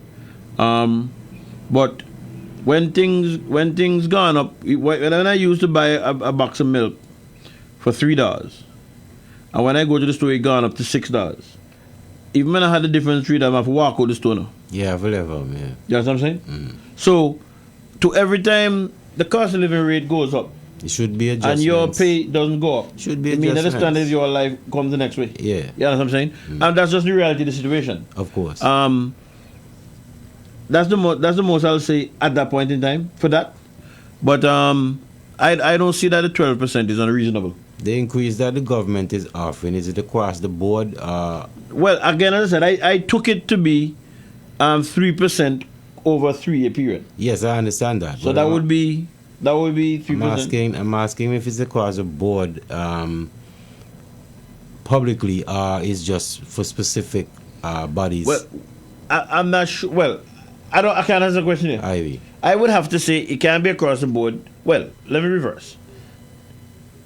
The government would want to have the negotiations among the different public bodies basically be the same. Right? You're going to have an issue, I can imagine, if you give nurses 10%, just to call a figure. Yeah. And then you give police 12%. Ivy. You know what I mean? So you'd want to be in a general era. In relation to what was happening with the teachers, my understanding was that it was a reclassification that the argument was about. So that was a negotiation per se in terms of an increase across the board from you know what I mean, X% a year. So if this negotiation with the nurses marked the first as such, you would want to believe that whatever is decided upon with the teachers would generally mirror. Understand, man. Coming out. Understand. I would believe that. Go ahead. I would believe that. So those things jumped at me when I listened to both sides coming out of the Labor Day situation. Yes. I didn't really get into the I listened to the 18LU section, the 18LU period. I didn't really hear much coming from that rally in workers, like how you would have heard these policy grade workers. I didn't hear that. I did hear, as I said, the Prime Minister again. I believe they reiterated that public servants need to be careful with the demands that they make. Wigley was saying that, was advocating to workers. Let me not say he was advocating to workers that they not be duped and join other groups. You know what I mean? With that political undertone. I don't know that for me personally that's what Labour is about, but that's the extent of what I would have heard from those discussions there. But to me, as a trade unionist, I'll tell anybody again, because I said it already, what I'm hearing coming out of the AWU camp is more Labour than Labour. Ivy, man. To me. But I guess they're catching the vision, To me. They're adhering to the people's cry, man. When it was now, today is the 6th, right? So 3 days ago, Harold Lovell had an interview with Jackie Quinn Leandro on ABS Observer Radio. I don't know if you heard it. Yes, I heard some snippets of it. Yes, snippets coming of it. It was quite an interesting interview. I would agree with you. For me, there were a few parts. To me, Mr. Lovell is getting better. I don't know. When is he getting better? What do you mean? The way how he addresses things. Articulate. Yeah. To me, he's leaving the best part for the last. Okay. Yeah. Well, two parts struck me. And I said to myself, I want to share those parts. I have heard some criticisms being hurled at Harold Lovell from certain quarters, and I smile. I don't know if it's in the Bible or the elders used to say, hell has no fury like a woman's scorn or something like that. You heard of that? Go ahead. So when I hear some of the criticisms, I smile with that in mind. Mm-hmm. You know what I mean? Mm-hmm. I smile with that in mind. But when the question was put to him as to what would he say his three most significant achievements were during his time when he was in government, I said, let me share that with Joe Blackie and see if Joe Blackie is thinking what I'm thinking. Yes, sir. Let me see if Joe Blackie is thinking what I'm thinking. Can you identify what you consider, sir, to be your three most significant achievements? Okay, as Minister of Tourism, I would say piloting and seeing through to fruition the Cricket World Cup Incentives Act. And that came about because one of the issues that I always was troubled by coming into politics, elected politics when we went into government, was that there were very few Antiguans and Barbudans in the accommodation sector for tourism. Let me just stop it there. Joe Blackie, forgive me. The cricket incentive, where's the cricket incentive something at? Yes. You know what, you're familiar with that? No, but I have an idea what he's talking about. What? You share it with me, no? Share it with us. I believe that he was talking about the entrepreneurs that can benefit from such act that was passed. He was talking about, remember they had a situation where persons were building small bed and breakfast things and that kind of stuff? Yes. That's what he was talking about. I believe so. You're familiar with people who are into that, you know? One or two, yeah. You hear anybody criticize Lovell who benefited from that? No.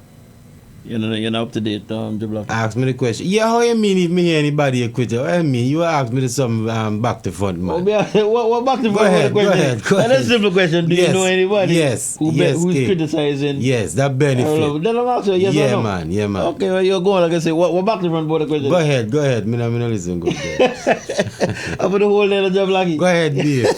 Let's go again. Yes, Can you identify what you consider, sir, to be your three most significant achievements? Okay, as Minister of Tourism, I would say piloting and seeing through to fruition the Cricket World Cup Incentives Act. And that came about because one of the issues that I always was troubled by coming into politics, elected politics when we went into government, was that there were very few Antiguans and Barbudans in the accommodation sector for tourism. And the Cricket World Cup presented an ideal opportunity to get persons by legislation into the accommodation sector. We also saw Antigua becoming the events capital of the Eastern Caribbean. And so these small properties, we had something like 41 in all coming up, 98% of which are locally owned. And they were to have been the main basis for targeting the Caribbean market, for Antigua being the events capital of the Eastern Caribbean, and ensuring that Antiguans and Barbudans could expand within that sector. And so I feel very happy about that. Many of the properties, or most if not all, are still functioning. Some have gone into short-term stays, some are doing long-term stays, some are providing accommodation for the medical students. But all in all, it has given Antiguans and Barbudans equity within the tourism industry, which was very important. So that is a legacy that I'm happy for. The other thing... Let me stop it there for now. I'm big one, boy. Big fatty in the midst of love of hot day. You should tell about the woman's gone. You're the greatest, babe. You're the greatest. You should tell about the woman's gone. Yes, I am. Some years ago, my father got a heart attack just outside the Billies. Many of you hear me talk about it already? No. Father got a heart attack just outside the Billies. And persons whom me and my old man train while in the force, went from south to north, carrying home a politician, recognized what was going on and then stopped them. They never do the duty, I guess. Yeah. And coming from north to south, he was driving a Charmant at the time, a white Charmant, with Alistair Thomas. Your father?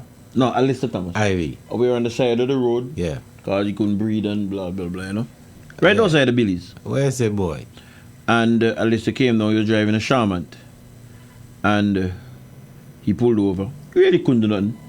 But he assisted in fanning him, you know. Yes, I.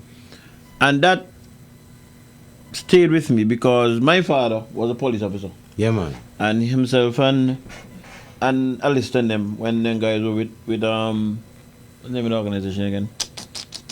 The organization team actor had ACLM. They had a lot of run-ins. Yeah. And if it was one person who I believe would have looked and see and move on was Alistair. Ivy. So I said to them when I was at the other radio station from morning, nobody expect me to say on tall about Alistair. Respect, man. Me not gonna say, but they with Jablaki can't say what to say about Alistair. Go ahead, beef. Yeah. I mean, I have none tall to say about Alistair. Respect, man. When me hear certain people talk about love, they should hush them out.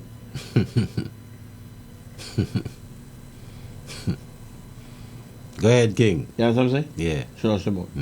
Because they sound very ungrateful to me. Everything is going full, man. That's just... So when I heard the question me put to him and he said about that, I said, wow. Boss, pull on big feather out, look. Moving on. If I had to say, in terms of what I would be happy with, would be the CABI program, the Construct Antigua and Barbuda Initiative, as Minister of Finance. I'm happy for that, not only for the impact that it has had, but also the method, the way in which it was devised.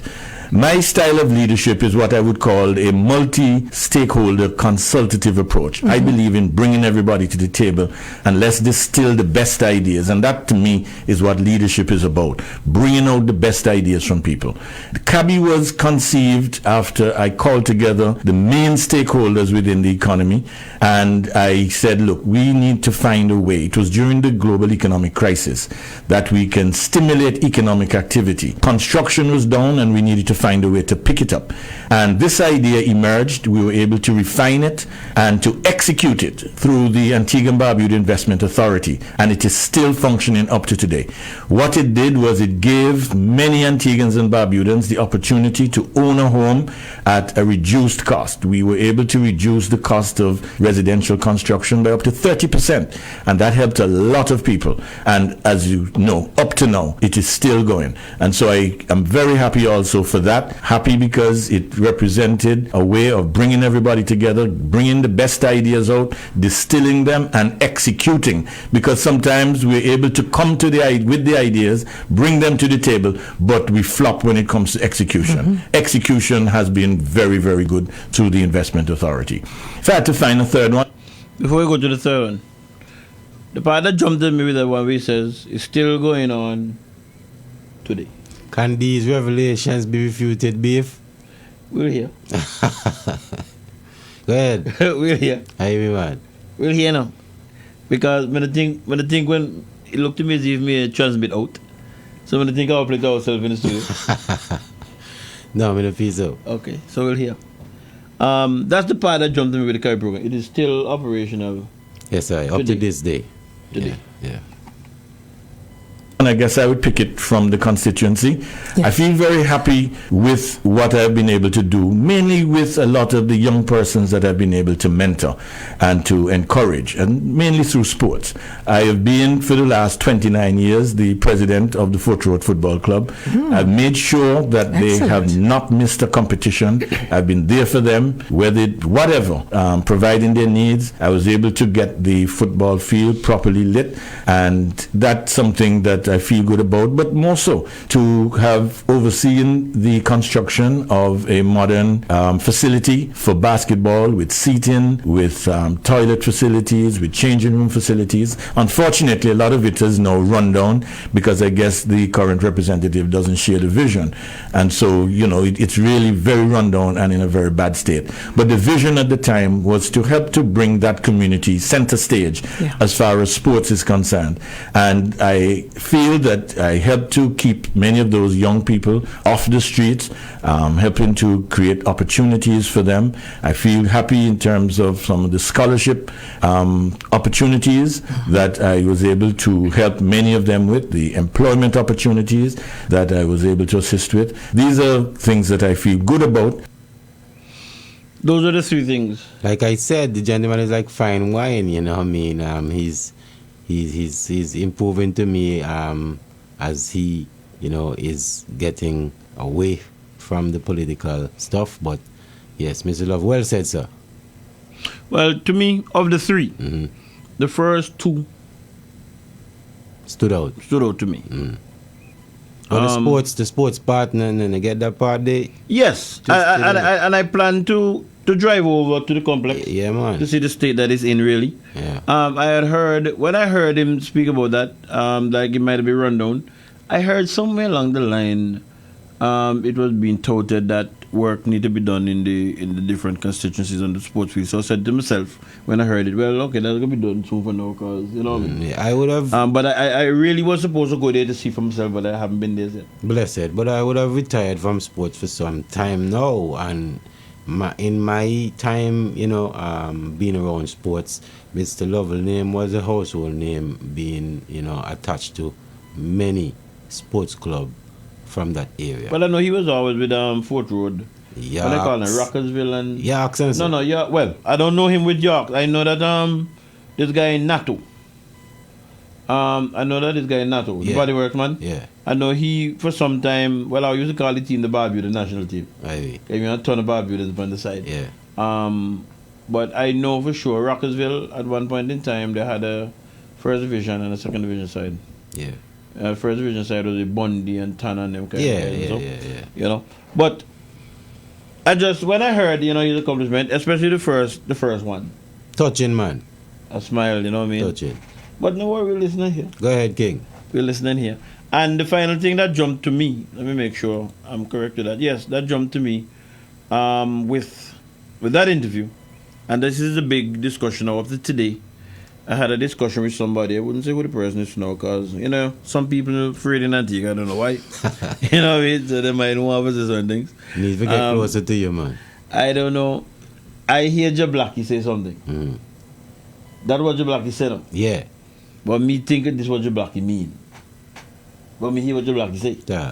And in my line of work, when I was with the union, not the union, the insurance, you will learn that words are understood in their normal meaning unless they are given a specific definition. Blessed. Always remember that. Word power. Words are understood in their normal meaning. Yes, I. Unless they're given a specific definition. So if you remember, every time I say that, my mind go back to when they wanted to impeach, what am I name? Bill Clinton. If you notice, the Senate had given sex. The definition of sex was if you touch, even if you touch a woman. Right? That's the definition that was given to sex. Yes, I. So that's why he says words are understood in their normal meaning, yes, I. unless they're given a specific definition. Bless, man. You know?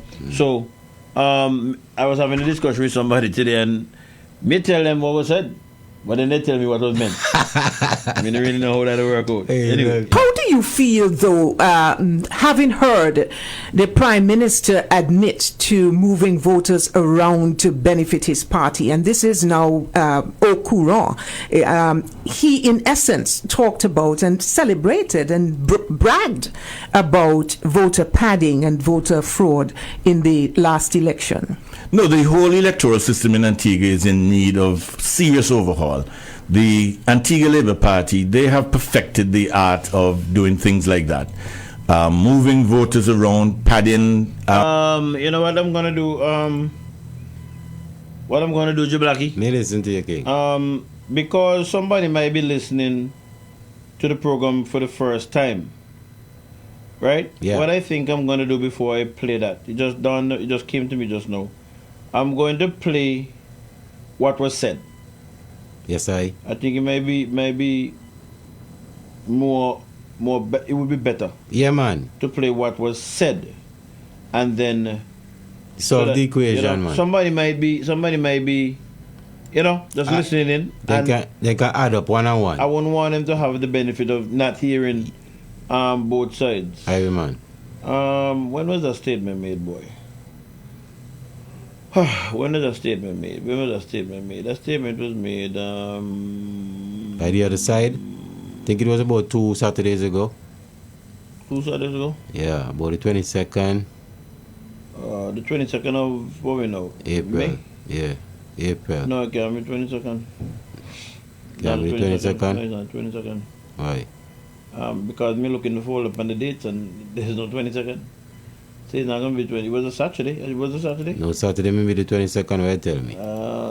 April, yes, Saturday the 22nd. There was 22nd in April. No, me say no. 29th. Yes, it was on the 29th. 29th? No. 29th was for clarity. So the 22nd. It was on the 22nd. I don't think it was 22nd. The 15th. Aye, man. Let me see if it was on the 15th. You're listening to 97.1 ZDK on your radio dial. Dave Beef Joseph here in your company, and also the man Jablaki over there in Studio 2. Real talk. Real talk. Big up yourself, Mr. Knight. What we call me, boy? I haven't spoken to him in quite a while. On fire right now, boy. On fire? Wow. What you say? All kind of something, the boss. Boss, go on good.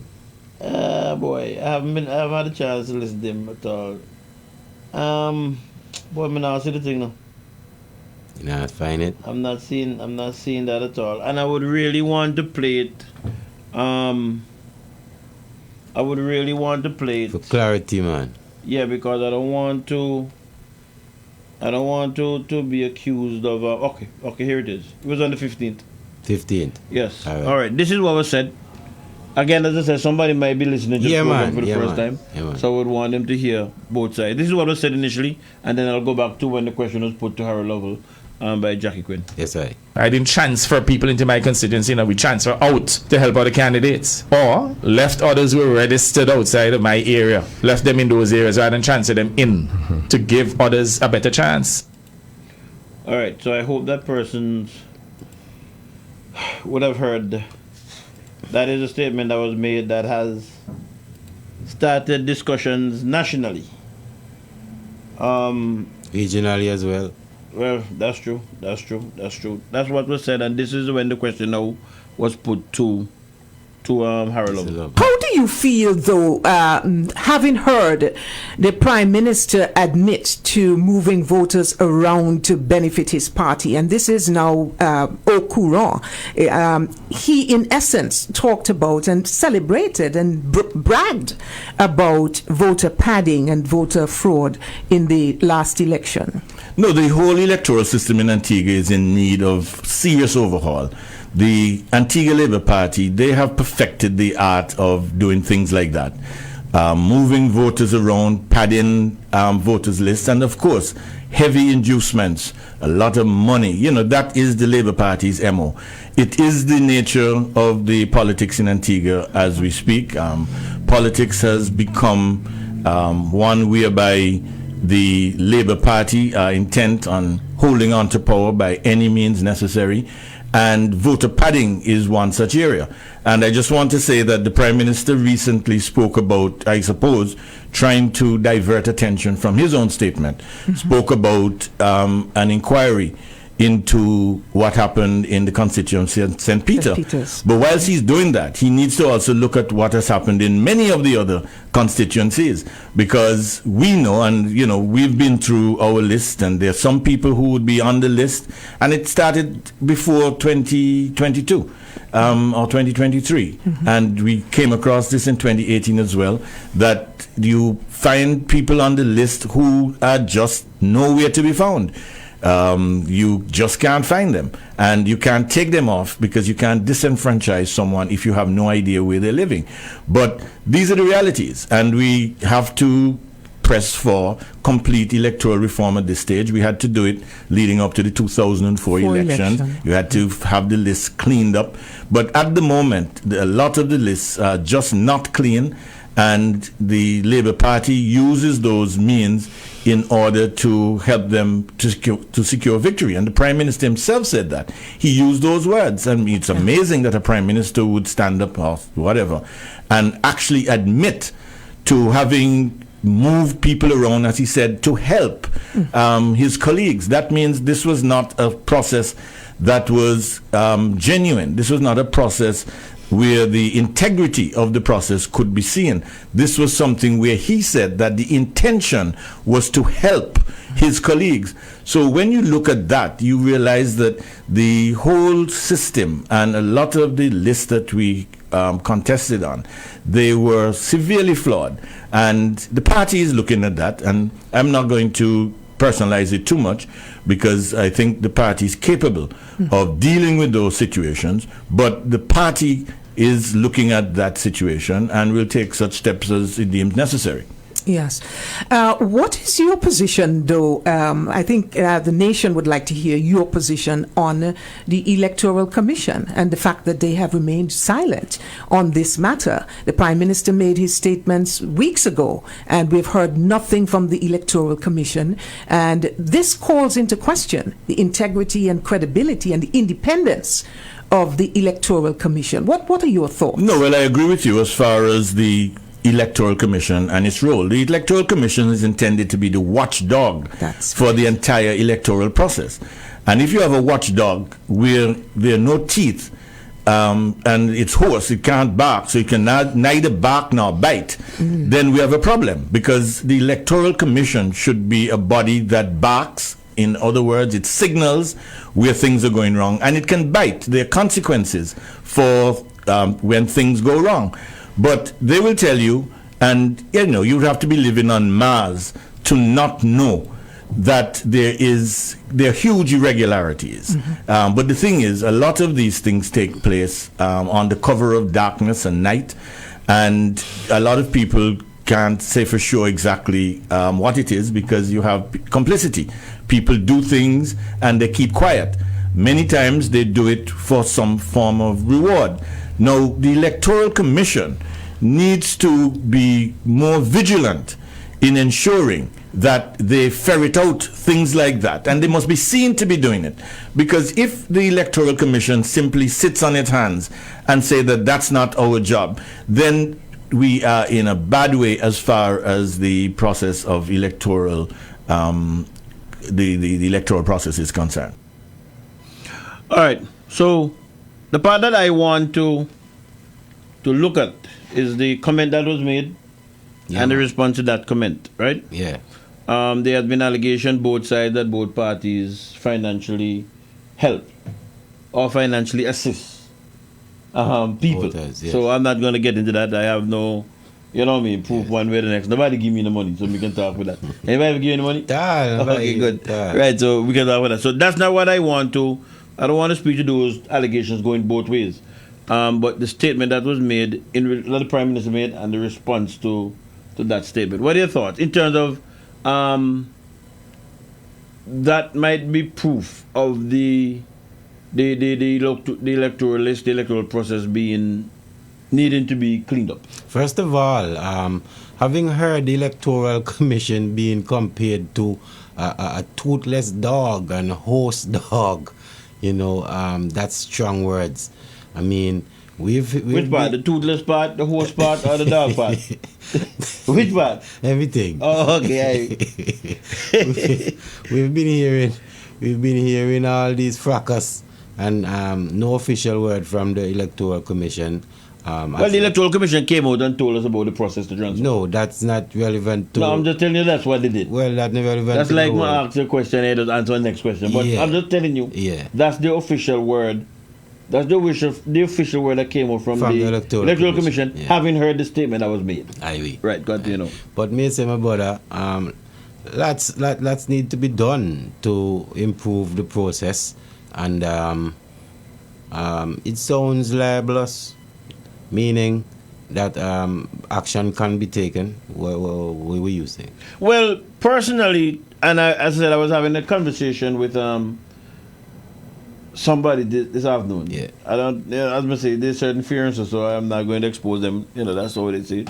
But for me, what I think is that when we say we would have had an election that's free and fair, you're speaking to the integrity of the process. Yes.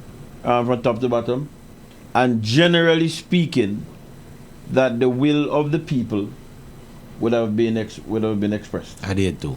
Right? Regardless to wherever it goes. Yeah. So that's how I'm going to start. Right? Anything that thwarts that, to me, is a problem. And needs to be legislated against when they come up. No, you can't do everything, you don't know everything. But as things come up, yes, you see where you can plug holes. Adjust them. Right?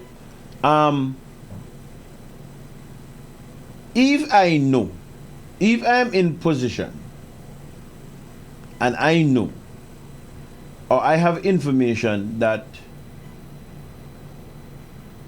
can solve a crime. Yeah. As the police say, if you know something, say something. Right? Yeah. It might not be my business, per se. Yeah. Right?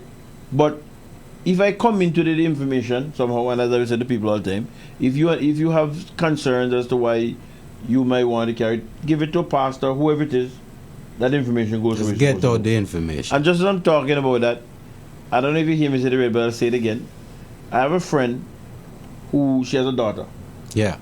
And you know the office. Yeah. So I drive down by the office one day, and the daughter, young, maybe about, at the time she might have been about 14, 15, and a gentleman, and them in tighter than, we look for something that weave up around there. And bees can pass through. Hold them in tight. Yeah. So when I came out of the vehicle and I went, I was going up on the stand to sit down, she recognized me, So she got up and they walked across, moving from what? That would have been from north to south.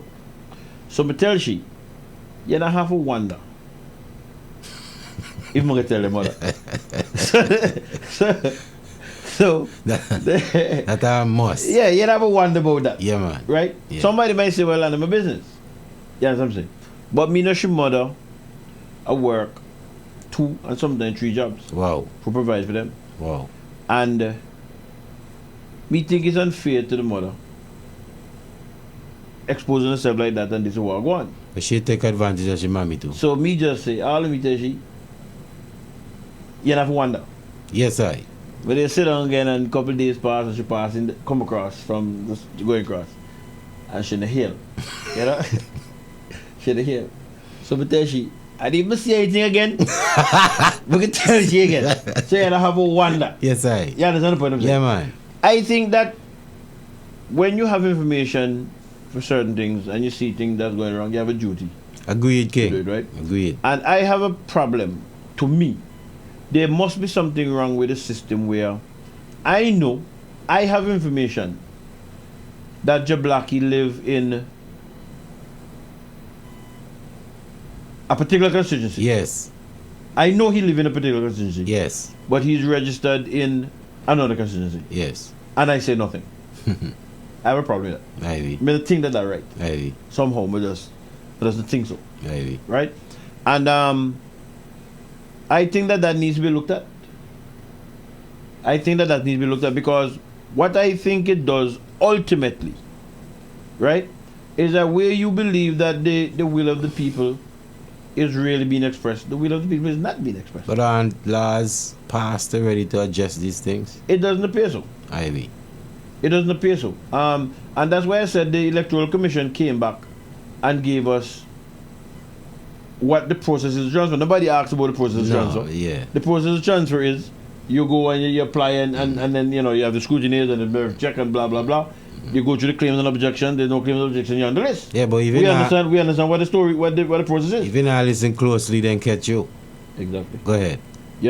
But I'm just saying to myself, the issue at hand is, if I have information that 10 people ought not to be there, they should be here. Or ought not to be here, they should be there. If I have that information, which I know is going to go to the integrity of the process and do nothing or say nothing. That's the issue that I have. Blow the whistle, me being a lawyer, so the lawyers will have to wrap their mind around that. Yes, right. But nobody can convince me that is right. And that prevalent all over. Nobody can tell me that. The person who was talking to tell me, oh, so soon for now, you can go into somebody's house and tell them that. I say, well, if you have to do that, you have to do that. then they say that them talk. Then they say that them look on passing legislation that your husband can rape your wife. How you mean, man? Right? And if they see it fit to pass that law, yes, and it curbs the problem, one to the rest things in it. So all problems supposed to be dead. Yeah, that's not the point of saying. Yes, man. So that is my position in relation to that. Yes, I. You know what I mean? So when I heard the response for Mr. Lovell, especially the part where he says that the process needs to be cleaned up. Yeah, man. You know what I mean? I'm just wondering to myself if we are not defeating ourselves, what we're trying to do. Because I say it already, I'm going to say it again. When the business will vex. Antigua passed the stage of Dominica. Yes, I. Are supposed to. Right?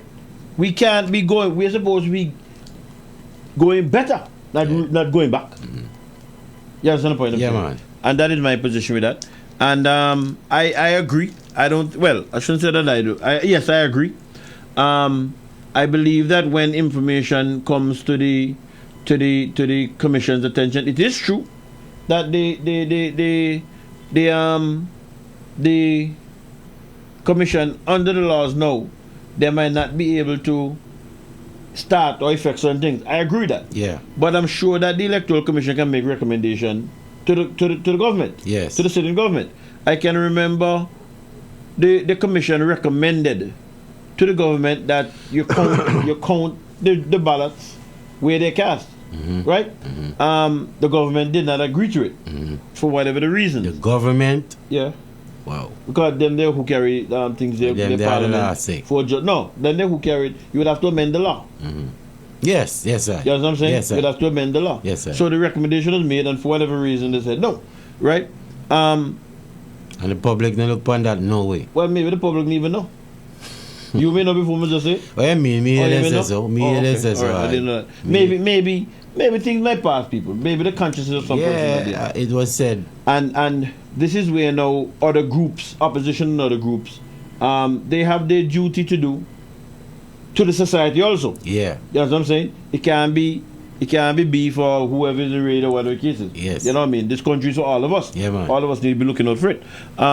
So I'm just saying that the Electoral Commission, when information comes to them and they see a weakness in the law that they believe they need to make a recommendation to then they should make that recommendation. It can't be that they just sit down and don't do it. Yeah.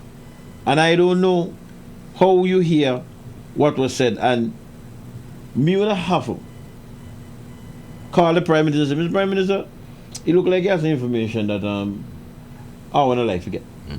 The Prime Minister might say, my own business, and ask me the question. But me not have to ask. Ivy. You know, me not have to ask, but again, if you have enough people in the commission that have testicular fortitude such as that. Well, I don't know. But one thing we know. Sometimes if you go this way and you have a problem this way, go the next way now. It might just work out so. So you ask me if there's enough people in the commission of those testicular fortitude. I don't know. But I can find out. Ivy. Hey, talking about find out, I have some report for do to you, a quick one. Go through. Remember last week, we were asking the question how much money was spent on refurbishing and decking out the NTTC school property into the mini hospital. Yes. Yes. It was 11 million. 11 million? Yes. US or easy? That's the problem. I have no idea. Because 11 million US sounds small to me. Yeah, 11 million, that's the figure I heard. Okay, no problem. I'll try to confirm it tomorrow. Yeah. But I don't know if it's East or US. No problem. I'll try to confirm it tomorrow. Blessed. You know. Anyway, I should have taken a break since 9:45, but the time now is 8 minutes after the 10 p.m. hour. You're listening to Real Talk right here on ZDK 97.1. Stay tuned. We will be right back. Whoa. Good night, ladies and gentlemen. Is anyone in the house feeling the squeeze? Let me see the hands of those who are feeling the squeeze. Listen.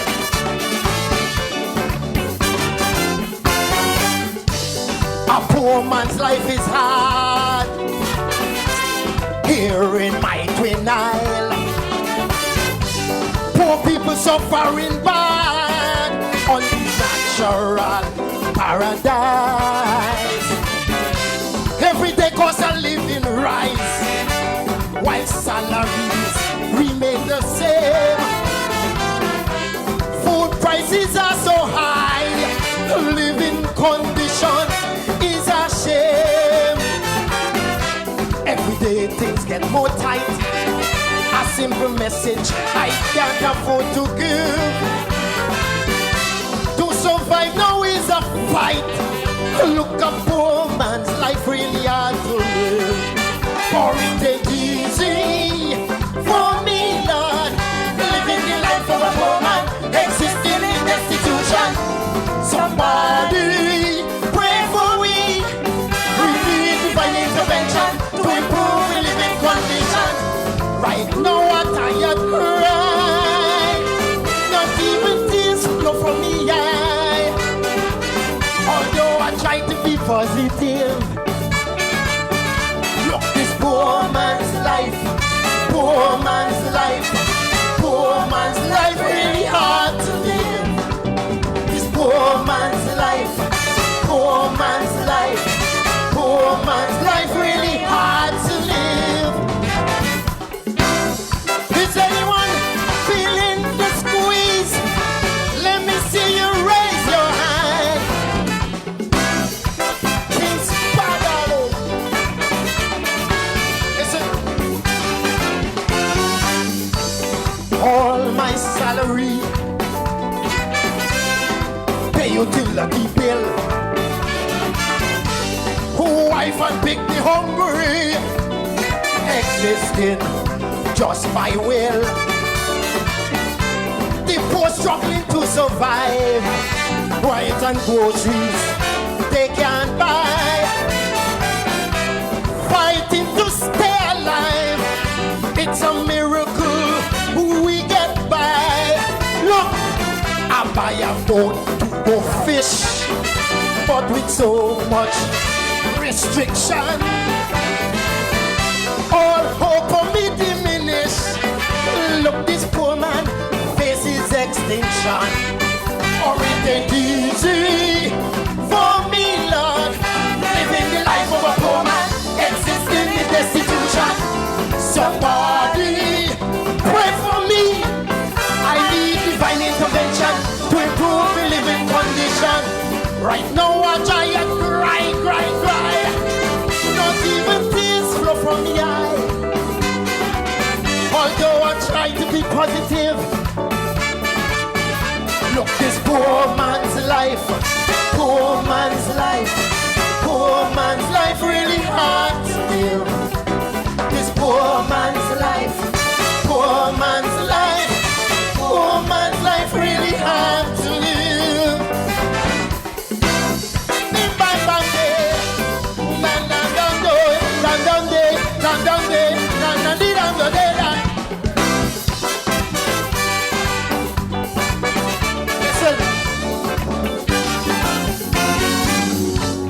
From a little cottage in number 3 Casada Gardens hails Rags to Rugs. 100% handmade Antiguan interwoven rag rugs by J. Lisa Lewis.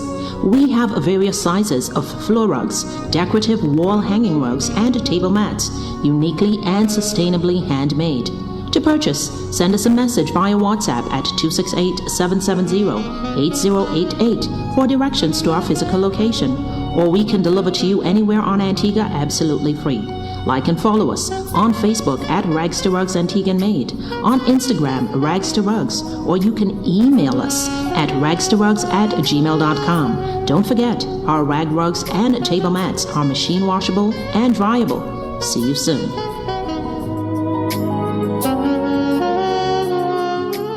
What should you do if you believe you may have COVID-19? Stay away from other people to avoid spreading the virus and contact your doctor, especially if you have a high-risk underlying health condition. You can also call the COVID hotline at 46-COVID. That's 462-6843 for guidance. If they determine you need to be tested, they will coordinate with the appropriate public health officials to determine next steps. If you're having a medical emergency, such as difficulty breathing, call 911. Notify the operator that you have or think you might have COVID-19. If possible, put on a cloth face covering or mask before medical help arrives. Remember the 3 W's. Wash your hands, wear your mask, watch your distance. This message was brought to you by your community hospital, Mount St. John's Medical Center. Studios located in the capital city of St. John's, Antigua in the Caribbean Sea. Okay, stop that! And our transmitter located at the highest point, Buggy Peak in the parish of St. Mary. This is ZDK Liberty Radio International, 97.1 FM, the People's Radio Station.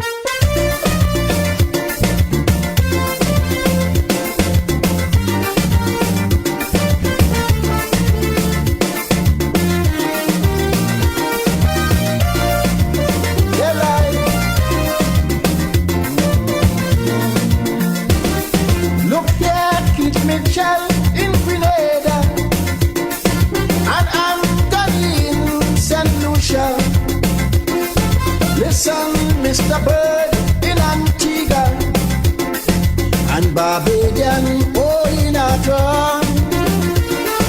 All you playing with our future, cause like stick breaking all you hear.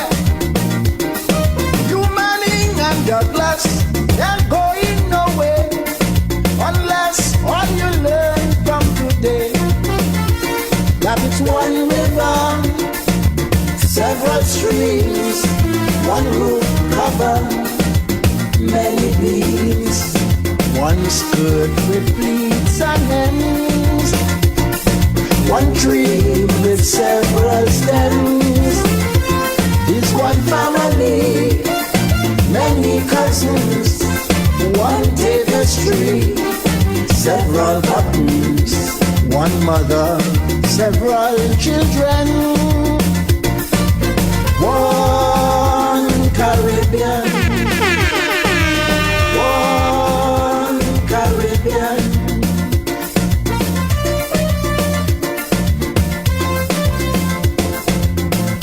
Yes, welcome back. Hey, welcome back to Real Talk right here on ZDK Radio. Hey, 97.1 FM. Time in studio.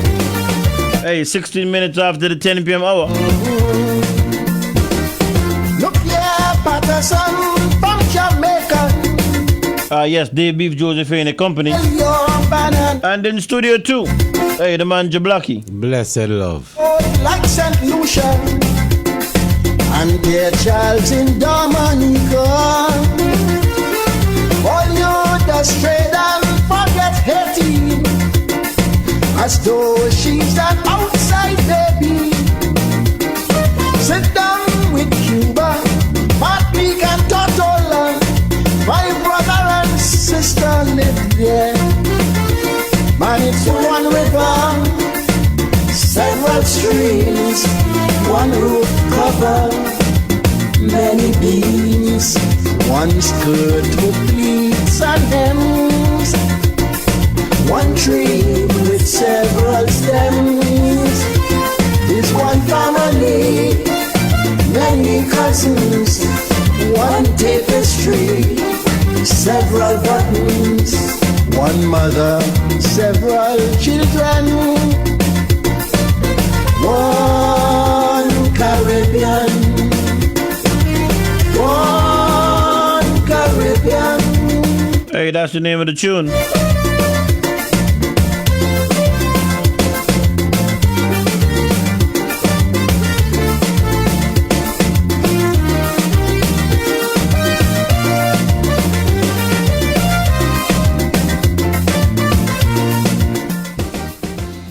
Right. I just see something. Well, beef isn't ABEC. Should be the body to see to it that I vote where I'm registered. It's a little bit more complicated than that, Wade. You have to go through claims and objection period. Yeah, an objection has to be made. Information is given to the registration officer. The registration officer satisfies his or herself one way or the other. And if the person who is making the objection is not satisfied with that decision, he then appeals to the commission. And if he's not satisfied with what's happening at that level, he then goes to the High Court, and the High Court have the final say. Of course, as you go to the High Court, you have to pay some kind of law or something. So that's the process. What we are advocating for, what I'm advocating for, is to be proactive in the situation and to have the law so geared that the integrity of the election is not compromised. But, that's how it works. So the Electoral Commission is going to tell you that if no objection is made, they can't do nothing. But Beef, wasn't a survey done a few years ago stating that there were some changes needed to be done in terms of boundaries and different stuff? Yes, the Boundaries Committee, I think it meets at a particular time. And when that suggestion was made, I think the Labour Party was in opposition at the time. Yes. And they went to court indicating that they didn't have enough time for the changes, and the court agreed. If I'm not mistaken, I think maybe in about 2025 or thereabout is the time again. And some persons believe that boundaries adding new constituencies, etc., might be in the cards. Is the way forward? I'm hearing that St. George, for instance, might be split in two. You might have St. George North and St. George South. Mm. I understand there's a number of persons for Labour who would want to run in St. George North. Mm-hmm. I'm hearing, those kind of discussions ongoing. So it appears as if that's in the cards. So we're going to have more constituencies added. That's a possibility. What I would hope to happen and what is expected is that whatever is going to be done would give enough time for challenges, etc., etc., etc. Just like how the Labour Party would have won that they didn't have enough time. Mm-hmm. Now they would have to give enough time to the opposition who's in, Agreed. to have all that done. So that seems to be something in the cards. It seems to be. So we'll just have to wait and watch and see what's happening there. Some time ago, there was a consent order that was given by the Industrial Court. A consent order that was signed before the Industrial Court, let me say it the right way, between ZDK here, management of ZDK here, and an employee who used to work here, Brother Roy. Yes. And Brother Roy would have died without the amount being settled. Mm-hmm. I'm not sure if the estate of Brother Roy would have taken the matter and where that matter is. It kind of got a little dicey for here. Yes, sir. People here, because I can remember the days when persons were being was encouraging not to discuss it. Mm-hmm. You know what I mean? Mm-hmm. So let's give it the history of consent orders. Yes, sir. And ZDK. Well, I have another consent order that was signed before the Industrial Court, and I hope that the right persons are listening. Persons who advocate for these things on the radio. Yes, sir. I'm hoping that they listen, and I'm going to leave a copy of it here, that they could have a copy if they want to. Yeah. This consent order, the reference number is number 20 of 2022. It was shared with me about a week ago. It's the sundry workers represented by the Antigua and Barbuda Free Trade Union and the Chief Immigration Officer / Immigration Department, the Attorney General being the employer. And the consent order reads, before the Honorable Charles Red O.D. Brown, President, dated the 16th day of September 2022. Keep a note of the dates. Yes. 16 day of, as a matter of fact, I'll WhatsApp it to you later. Hey. But I call the name of them. Go ahead, man. The 16th day of November. September. You see, you got wrong again. September 2022. 2022. Yeah. And it was entered on the 28th of September 2022. Appearances Samuel James of the Antigua Barbuda Free Trade Union for the employees, and Ms. Roseanne Kim of the Attorney General Chambers for the employer. Who will tell the employer be? The employer? Yeah. Chief Immigration Officer / Immigration Department, the Attorney General. So the employees would have been some immigration workers. Yes. The employer would have been the government. Aye. In layman language. Yes, sir. Yeah.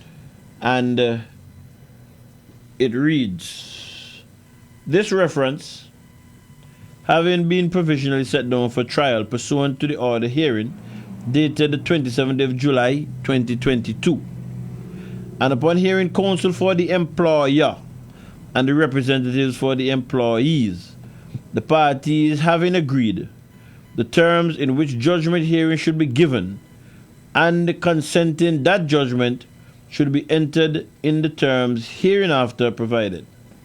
That basically just means that the lawyer for the government and the representative for the workers employees agree how they can settle this out. Okay. Right. It is hereby ordered by consent, 1, the employer in full and final settlement of the claim herein shall pay each one of the 7 employees in this claim compensation as follows. A. Acting allowance for the period January 1, 2007 to October 16, 2007, and there's a figure there. I'm going to call out the figure. Aye. Interest at a rate of 10% for 15 years. Wow. And there's a figure there again. I'm going to call out. Wow. Costs, there's a figure there for costs, and then there's a total. The employer, which is the government, shall pay the aggregate sum of, and there's a figure there, to the employee's representative on or before the 30th day of November 2022. When was the money supposed to pay? The 30th day of November 2022. So that's going to be, what we don't know? In May. In May? 2023. May, June, July, August, September, October, November. That's 6 more months ago? Yes. See, me to test you. Yes, man. No, you're wrong. 6 months ago, when it's in November. 6 months ago, but it's 6 months to go. No, 6 months ago. Oh, but does it test you? But does it test you for see video? No, man. Right? Go ahead, The employer shall pay. Now remember, and this was signed by Samuel James and Roseanne Kim, representing the government. Yes. And the registrar. Well, at least he says registrar. I don't know. That. So that's the document, right? Yes, I. 6 months ago, you see it was? Yes. You believe the people didn't get paid? No. You're correct. Aye, man. So, here we have another case where Beef and Jablaki, me agree for pay Jablaki by this time. Yes. 6 months after, we can't get paid. So what the next process? The next process will be to enforce this order at the High Court, which you know you're going to have to get a lawyer to enforce it at the High Court. Right? But who must say the employer be? The government. And if you agree to pay the employer, we cannot pay them. Now, I know that the employees in them, or some of the employees in them, wanted to go and picket, whether it is the AG's office, whether it is cabinet, I can't tell you where. But some of them are also weak need. Or maybe some of them government. Maybe some of them what? Government is in power. So they can make the differentiation between you being my government and me looking for myself. So you'll fight for them? No, but doesn't read the consent order. Go ahead. Because it was shared with me. And just like how I'm going to do it for anybody else, I'm going to do it for them. Aye. You know what I mean? But I wanted for persons to know of the consent order, and especially people who like to advocate. Yeah, man. On behalf of workers. I'll leave a copy of it here so that they could have it. The shoes on the other foot. Well, me have on clogs. Me don't know about shoes. Me don't know about shoes. The blacky. me only know about clogs. So that's what me have on bottom foot. Yeah. I brother. So I wanted to share that, and I want to encourage. Well, then again, I can't say that because maybe when you start to dig into it, maybe you're going to hear that the documentation or the paperwork was done and sent to the Treasury. maybe we're going to hear that. And he turned Peter up there? You know, you never know. All these things all these things have happened before. But the longer this thing drags out, isn't it going to be more monies added to these figures? A claim could be made, could be so made. A claim could be so made. But to me, this is small change. I don't understand. Well, the figures that I have is small change. I don't understand why that matter would still be outstanding 6 months after. You think it's deliberate? I don't know. Man. I don't know. What I can tell you what it is. I'm not going to tell you what I believe. But I can tell you what it is because I have the consent order right here that the government attorney and the representative for the workers agreed that the aggregate sum of that figure, which is a small figure as far as I'm concerned, would have been paid on or before the 30th day of November 2022. And I know up to yesterday, I saw one of the young men. I'm not gonna call his name. How many of them?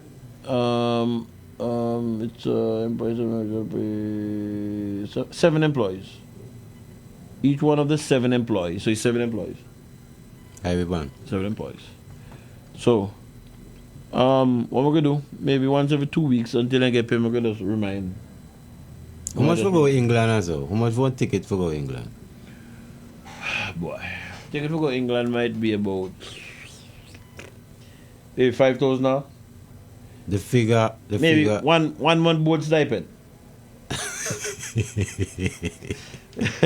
1 month board stipend for some people. I brother. Me don't read everything, man.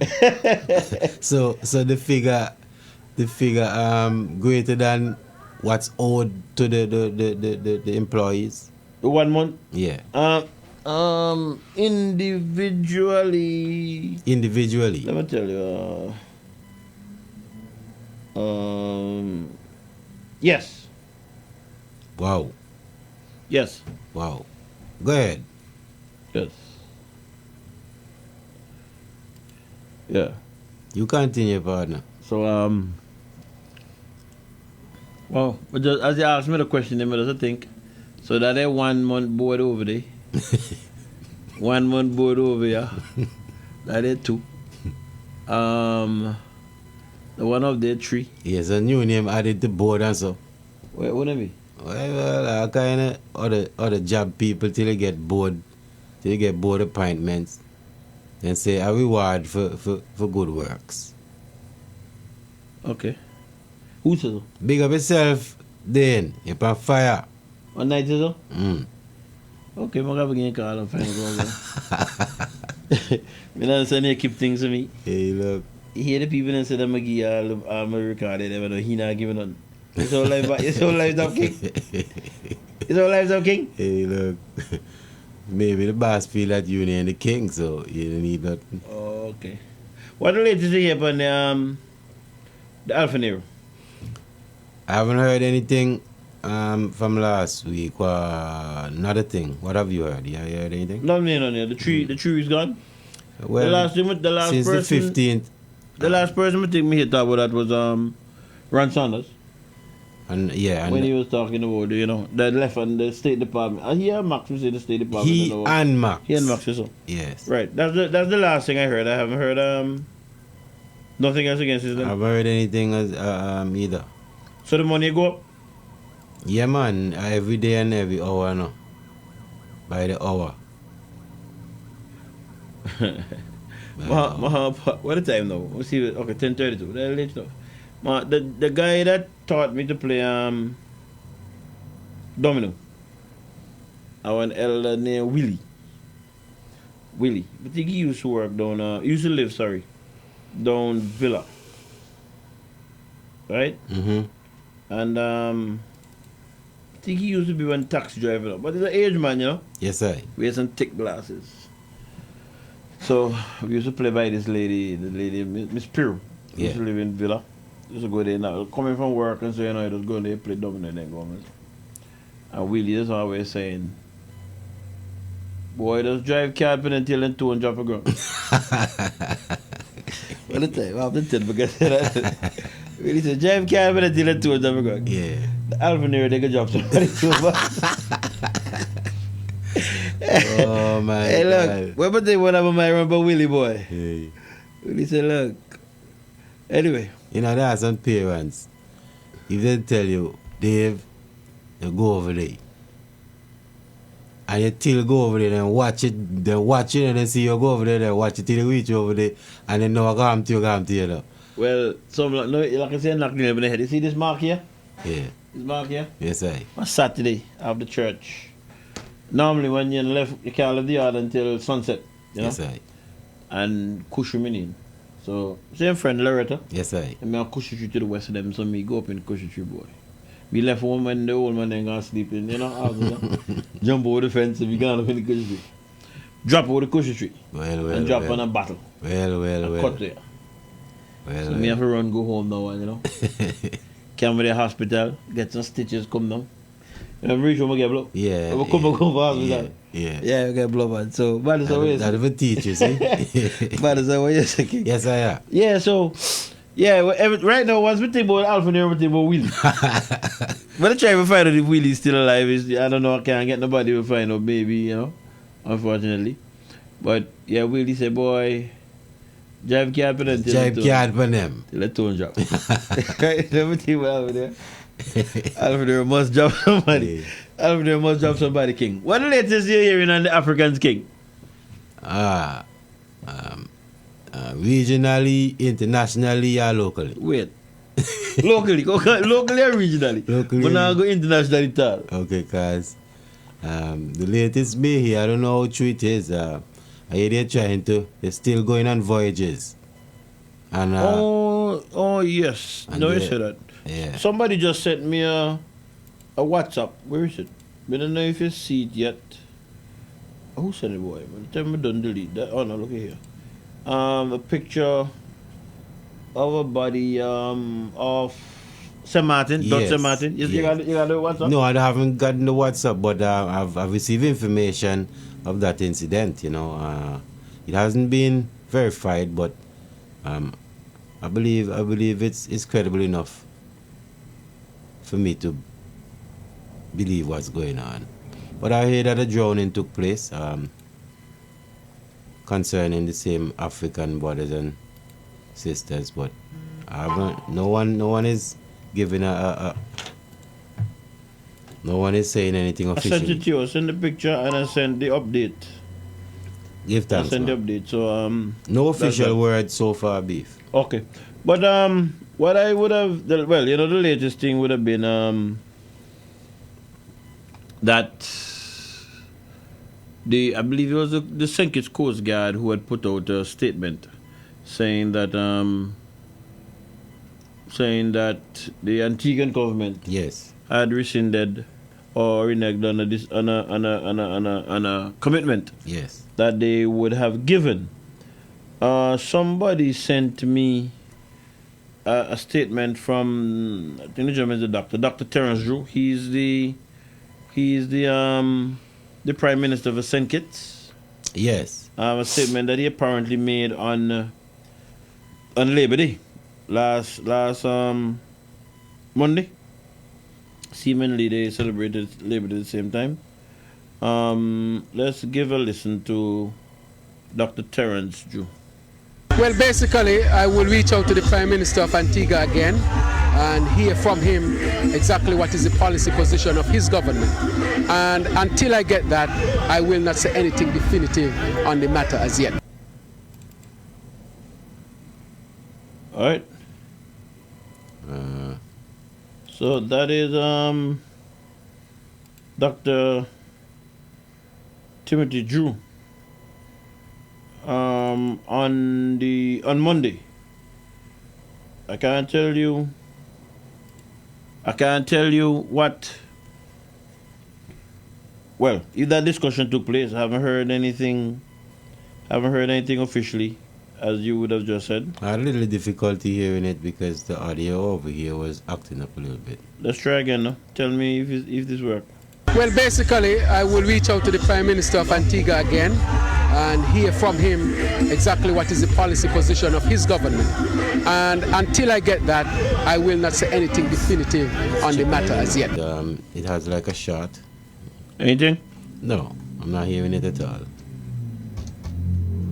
No? No. Oh boy, I can't Can't take a break at the present moment. You know what? What do I have lined up? What do I have lined up here? Okay, I believe it's something to do with, because when I was playing music earlier on, I got the same thing? Problem. Yeah. All right. Let me just take a quick break and see if I can sort something out here. You're listening to 97.1. Bless up. ZDK. Stay tuned. We will be right back.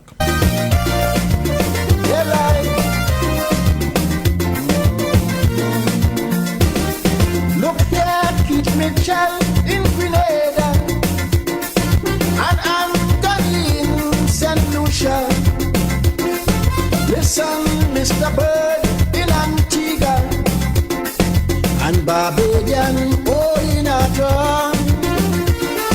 While you're playing with our future, cause like stick breaking all you hear. You Manning and Douglas, they're going nowhere unless all you learn from today that it's one river, several streams, one roof cover, many beats, one skirt with pleats and hems, one tree with several stems, is one family, many cousins, one tapestry, several buttons, one mother, several children, one Caribbean, one Caribbean. Alrighty then, let me just see how that is going. It seems as if things should be okay now. Yeah? Yes, crystal clear, man. Alright, bless up yourself. Sometimes so. What does that have to do like a thing, you know? Yeah, man, you're the greatest now. No, God. No, well, my eyes with face. My eyes with face, myself. Yeah, God, you're the greatest. Yeah. So you didn't hear Dr. Terence Drew? No. Alright, so let me go back to Dr. Terence Drew. Over there in there, right? Yes, Terence Drew. Boom. Well, basically, I will reach out to the Prime Minister of Antigua again and hear from him exactly what is the policy position of his government. And until I get that, I will not say anything definitive on the matter as yet. Right? Yeah. So that was the gentleman on Monday, the 1st of May. I don't know whether or not we have communicated the official position to St. Kitts. Mm-hmm. I don't know. I haven't heard anything. I have a friend down there who I've been talking to her, but she hasn't told me anything as yet. Aye. So I don't know. But on the 3rd of May, which is going to be what? Wednesday. Let's take a listen to this one here. Yeah, as we on that, what about those in St. Kitts? Are they coming back here or not? Listen, the St. Kitts and Nevis Defense Force, I think it is, put out a statement in which they said that Antigua and Barbuda reneged on its agreement. What we say is this: we had indicated to those who found themselves now stranded in St. Kitts that we would do our very best to accommodate them. And then we were told by many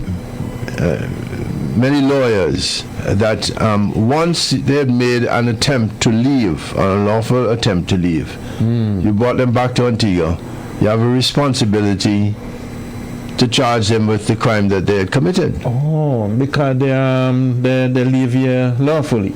They left here unlawfully. Unlawfully, sorry. Left unlawfully, right.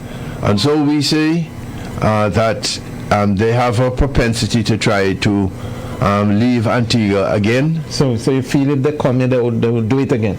And as a consequence, so we just decide if it's anything, send you back to your place of birth. We always say to the people of and the government of St. Kitts and Nevis that this burden is being shared with you. Wow. Right. Two things.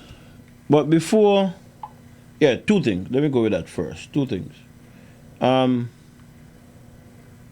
Remember last week we were discussing the situation with St. Kitts and whether or not there might be some issue. Yes, I. Remember having that discussion last week. Now listen to the end part of this thing here. Now remember, Antigua brought in some poorest. Yeah. And remember, I played maybe 2 weeks ago. I think the gentleman's name is Dwight Astafan. Yes. Where he was talking about what happens in Antigua affects other OECS countries. I remember played, I think it was Gemma Handy, asking the question of the same Maxers. Yes. What is happening in a proactive way in the event that the boats keep leaving? Yes. Right? Ending up in other territories. Right. Listen to the end part of this. Go ahead. And if you were a Kitchen, tell me what you would think. Do it again. And as a consequence, so we just decide if it's anything. Yeah. Send you back to your place of. We always say to the people of and the government of St. Kitts and Nevis that this burden is being shared with you. Wow. Right. Good night, Mr. Simon. You believe Max right yet? Tell me, look, me tell you this already now, but me. Is anything? Yeah. Send you back to your place of. We always say to the people of and the government of St. Kitts and Nevis that this burden is being shared with you. Wow. Right. You feel the people of St. Kitts share the same thoughts? Well, my friend that I talked to down there. Let me say no. Let me put it in a nice way. Aye. I think that they share the same. What about the government? I get that impression. Aye, man. From what she's saying. Aye. But the, Max said that they share the same thought. No, Max said that them a share. Oh, okay. Not that them share. Aye. Them a share it. Aye. Them a share the burden with St. Kitts. Aye. St. Kitts been asked for the burden? No, I mean, I believe so. So how come they just want to share to them? Go ahead. You see the fallout from this thing? Yes, man. See the fallout from this thing. So Mr. Astafan wasn't out of place at all. You wouldn't pay so. Huh? It would not pay so. Alright. It would not pay so. Somebody asked me to play it again. Okay, as we on that, what about those in St. Kitts? Are they coming back here or not? Listen. The St. Kitts and Nevis Defence Force, I think it is, put out a statement in which they said that Antigua and Barbuda reneged on its agreement. What we say is this. We had indicated to those who found themselves now stranded in St. Kitts that we would do our very best to accommodate them. And then we were told by many lawyers that once they had made an attempt to leave, an unlawful attempt to leave, you brought them back to Antigua, you have a responsibility to charge them with the crime that they had committed. Oh. You remember you minister last week how they want to charge the Antiguan, quote unquote, the 2 crew member? Yes. And then they going to charge Africans to them? Yes. Who take the trip? Yes. I know you never law. Basic common sense, that beef. Well, see, no, I'm going to ask a question there. Let me leave that. Disregard the question there. Disregard the question there, King. Disregard the question. But beef, a follow-up question. When this incident occurred first, it was said that 2 Antiguans was on board the vessel. There was an escape by about 5 or 8 of them, and I think a few of them was recaptured, but all but one. One name was mentioned. One Antiguan. I'm not sure if the person. One Antiguan, yeah, one Antiguan. He's an Antiguan. No, I don't know. Nobody says where he is. No, but the news stated he was a Dominican Republic. But how much people come and get citizenship from Antigua? No, but so how they mixing up people like that? They're not mixing nobody. They're saying that there was 2 Antigans aboard. Right. I never heard. Remember they released one of them to his mother or something like that down there. It's true? Yeah. I never heard that. Yeah, they released one to his mother down there. Without charge anything? Well, many hand on one nobody get charged. Okay. But they released one to his mother down there. And the other one who came out, or who escaped with the other 4 Africans, they recaptured the Africans and they have not. Well, we haven't heard no report That's that they what have. I was They've about to captured, ask you. that they've captured this one. If you've heard anything. No, they haven't. I haven't heard anything to that. Okay, go ahead now. But my understanding is that the person is an Antiguan by naturalization. Okay. So that's why the Dominican Republic was mentioned.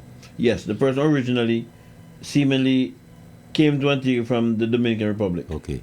And naturalized. That's my understanding. That's like how the Africans and them by naturalized. Well, you look like them, they need to naturalize it. I'm basically saying they don't naturalize. Done. You see everything not concrete. Hey, finish off this day. Because they live here lawfully. They left here unlawfully. Unlawfully, sorry. Left unlawfully, right, sorry. right. And so we say that they have a propensity to try to leave Antigua again. So you feel if they come here, they will do it again.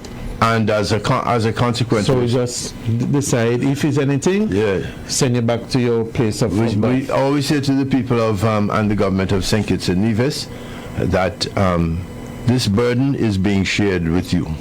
Wow. Right. The Lord knows. The Lord knows. Those were for the Africans who were in Guadeloupe. No, St. Kitts. St. Kitts. And as I said, as you were saying last week, we could charge the Antiguans, we're not charge Africans. Maybe the legal fee, there are a lot of people that need to pull in the office, give them like a blight. You know what I mean? Yes, sir. Let's see what's happening with Africans now in Guadeloupe.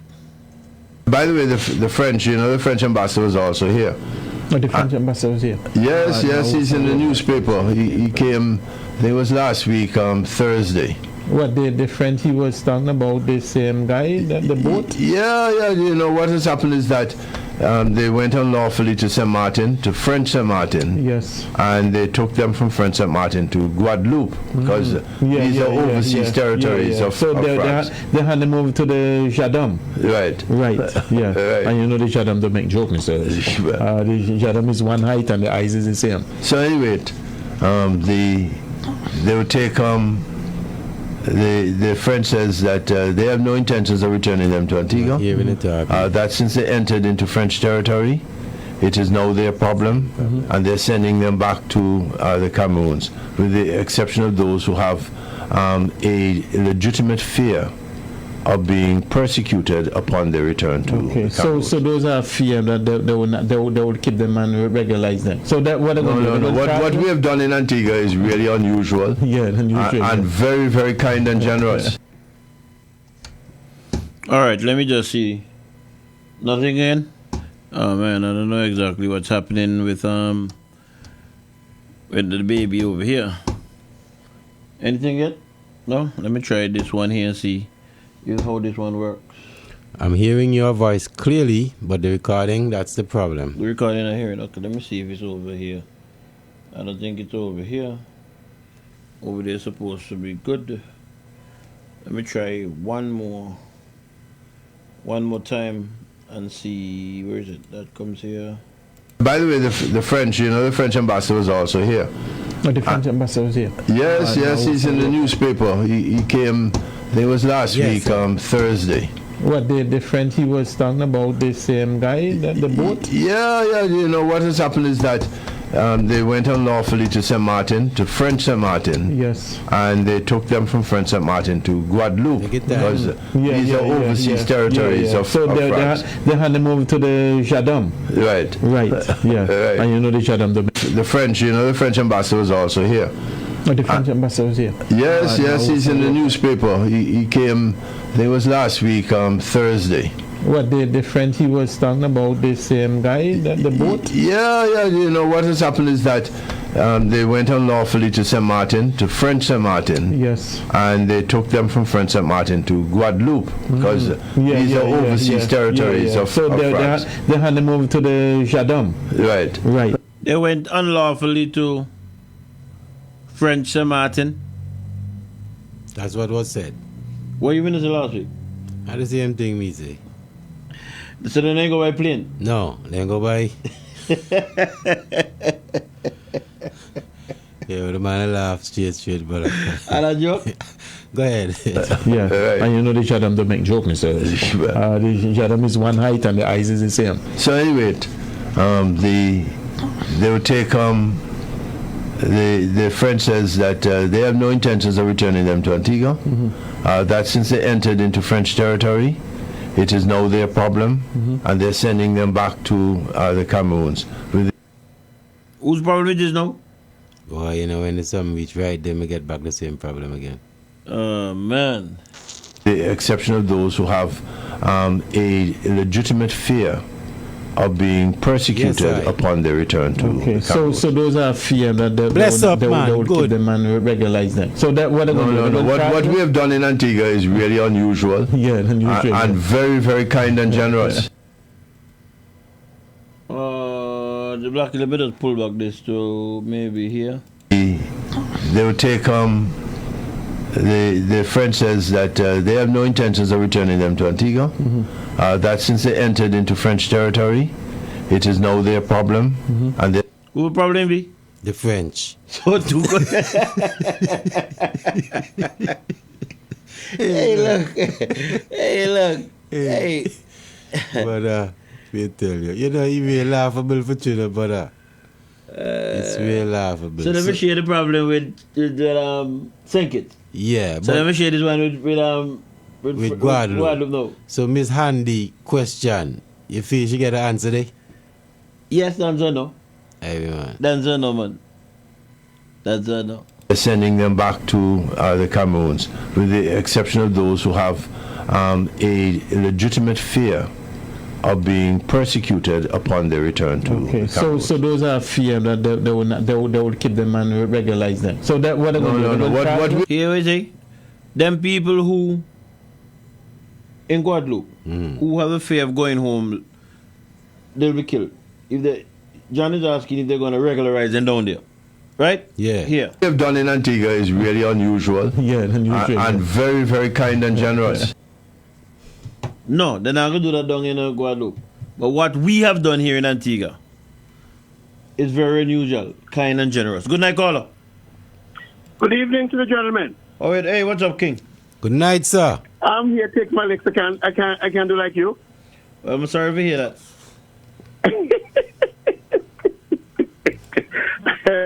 So that is my problem. You look so. I'll share that video. Joe Blackie. One love, man. Appreciate it. Every time. Yes. Hey, Beef, I said that thing you asked me to. Well, at least one of them. Yes. The job description pertaining to those home health care workers. And I pass it on to you. And when you maybe another time we can discuss it, and because you would have seen it for yourself. I'm working on the other stuff that you asked me to try and get to you. Okay. Let me just pull it up because I want to deal with paper and so on. You know what I mean? I want to deal with well, I know how it goes. Yeah, I want in the backward. Technology, how do you know? Yeah, I want in the backward. I want in the backward business style. It seems to me that well, as I said, the job title is elder care and non-established. When it's in a salary scale there, it seems quite extensive to me. All right. In terms of duties and responsibilities, yes, it seems quite extensive to me. Okay, correct. All right, and it's a full week. It's a full week job. Yes, I can see this.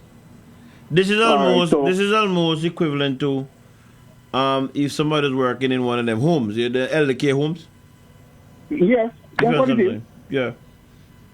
That's exactly what it is. Well, from until I saw this, what I would have heard persons say publicly as to what was involved would have been like like to groom the elderly, of course, to clean, and you know what I mean. I didn't recognize that things included things like going to the supermarket for them, picking up prescription. There was something about prescriptions. Please. In there. It seems quite involved. May I add something? Yeah, go ahead. There are some clients, there are some elderly ones who who are in a fairly well-off position financially. And so sometimes they are forced to assist, especially in getting them to work. Tell me that, go back to the beginning and start over again, Amir. All right. There are some elderly folks who are not that they're rich, but they are in better position financially than the folks who are taking care of them. Right. Mm-hmm. And rather than for them not to be attended to, they assist in getting those workers to come and work to take care of them. Oh. So they employ them privately?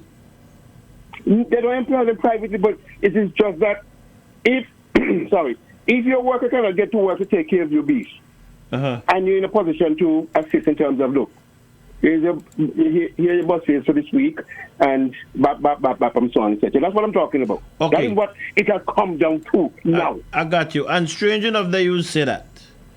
I was talking to...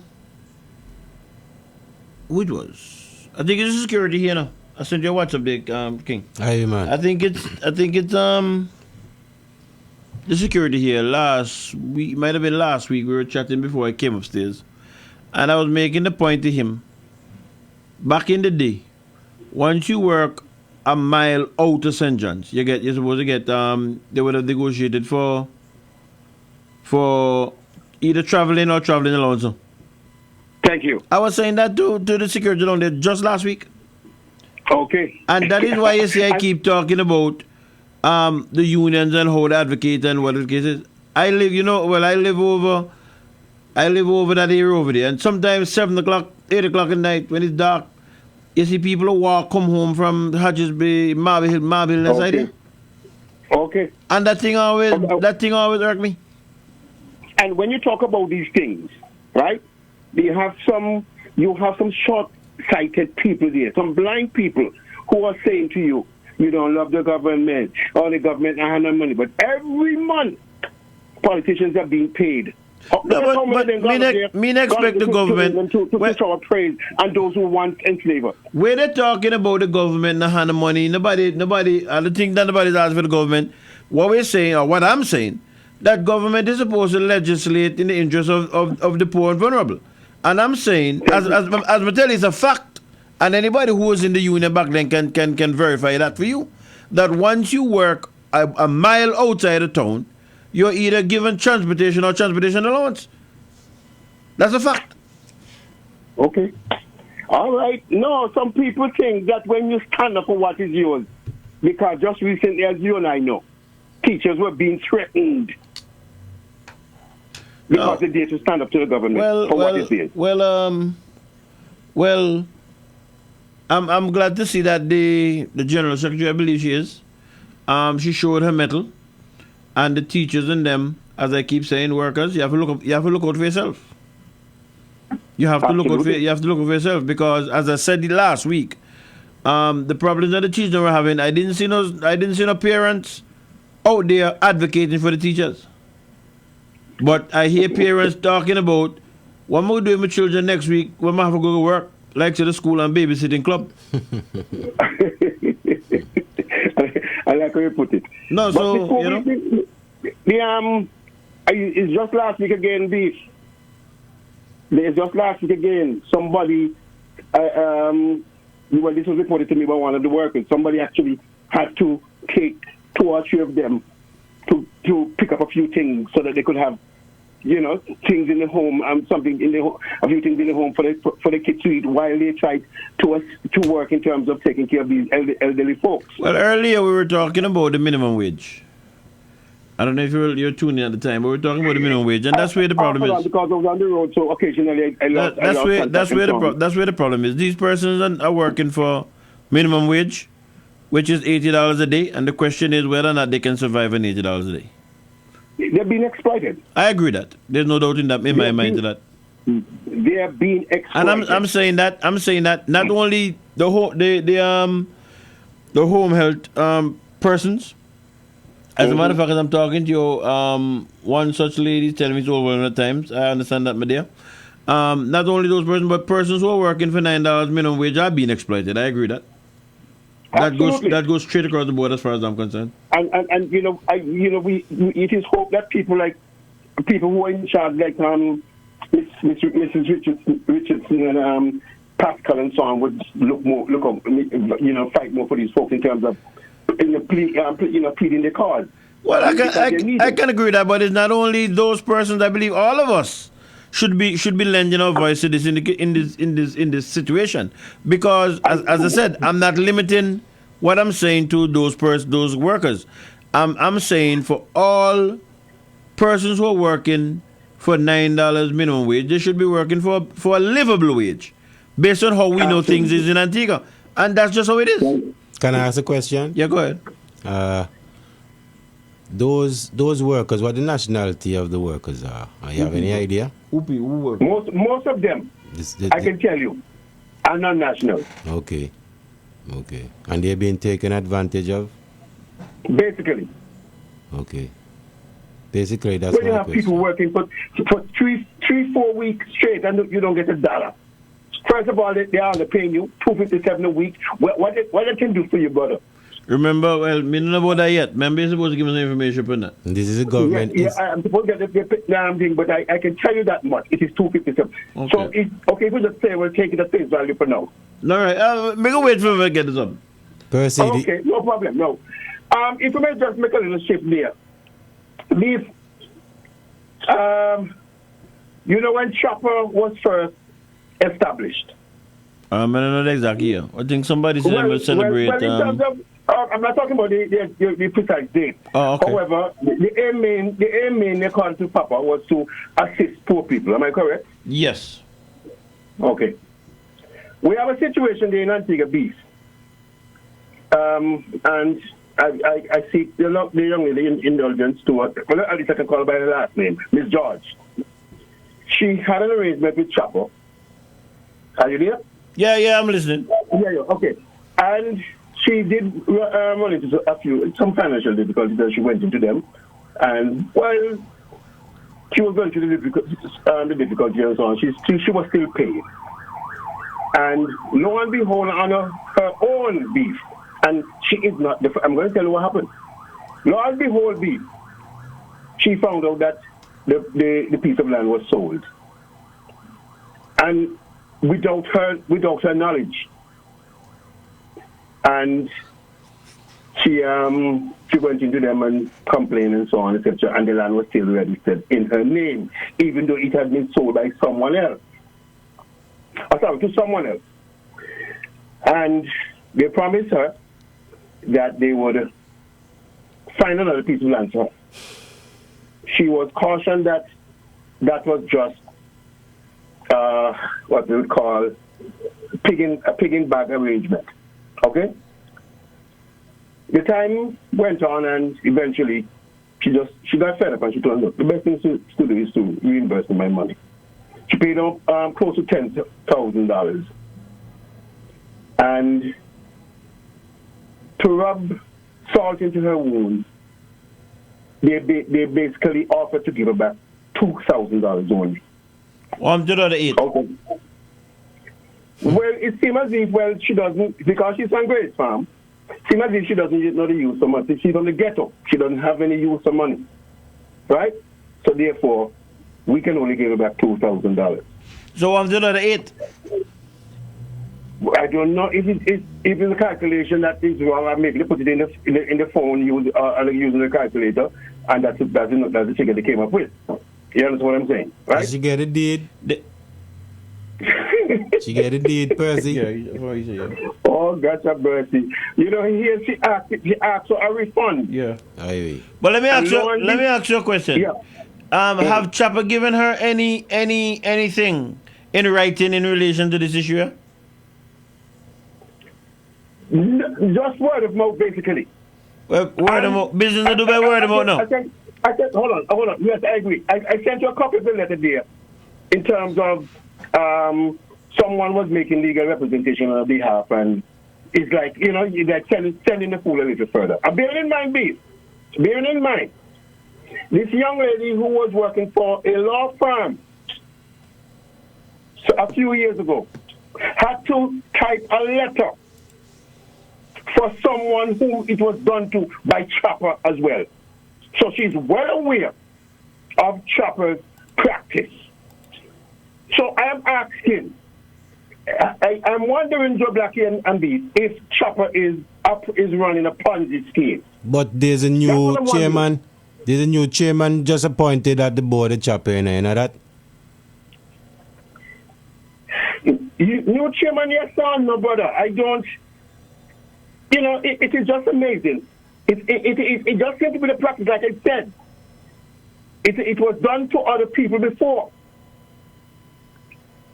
It was done to other people before. The young lady happened to be the one who typed the letter of someone whom they had done it to prior. And now she's going through basically the same thing. Wow. She's basically going through the same thing, Beef. What is really going on in Antigua? Can someone explain that?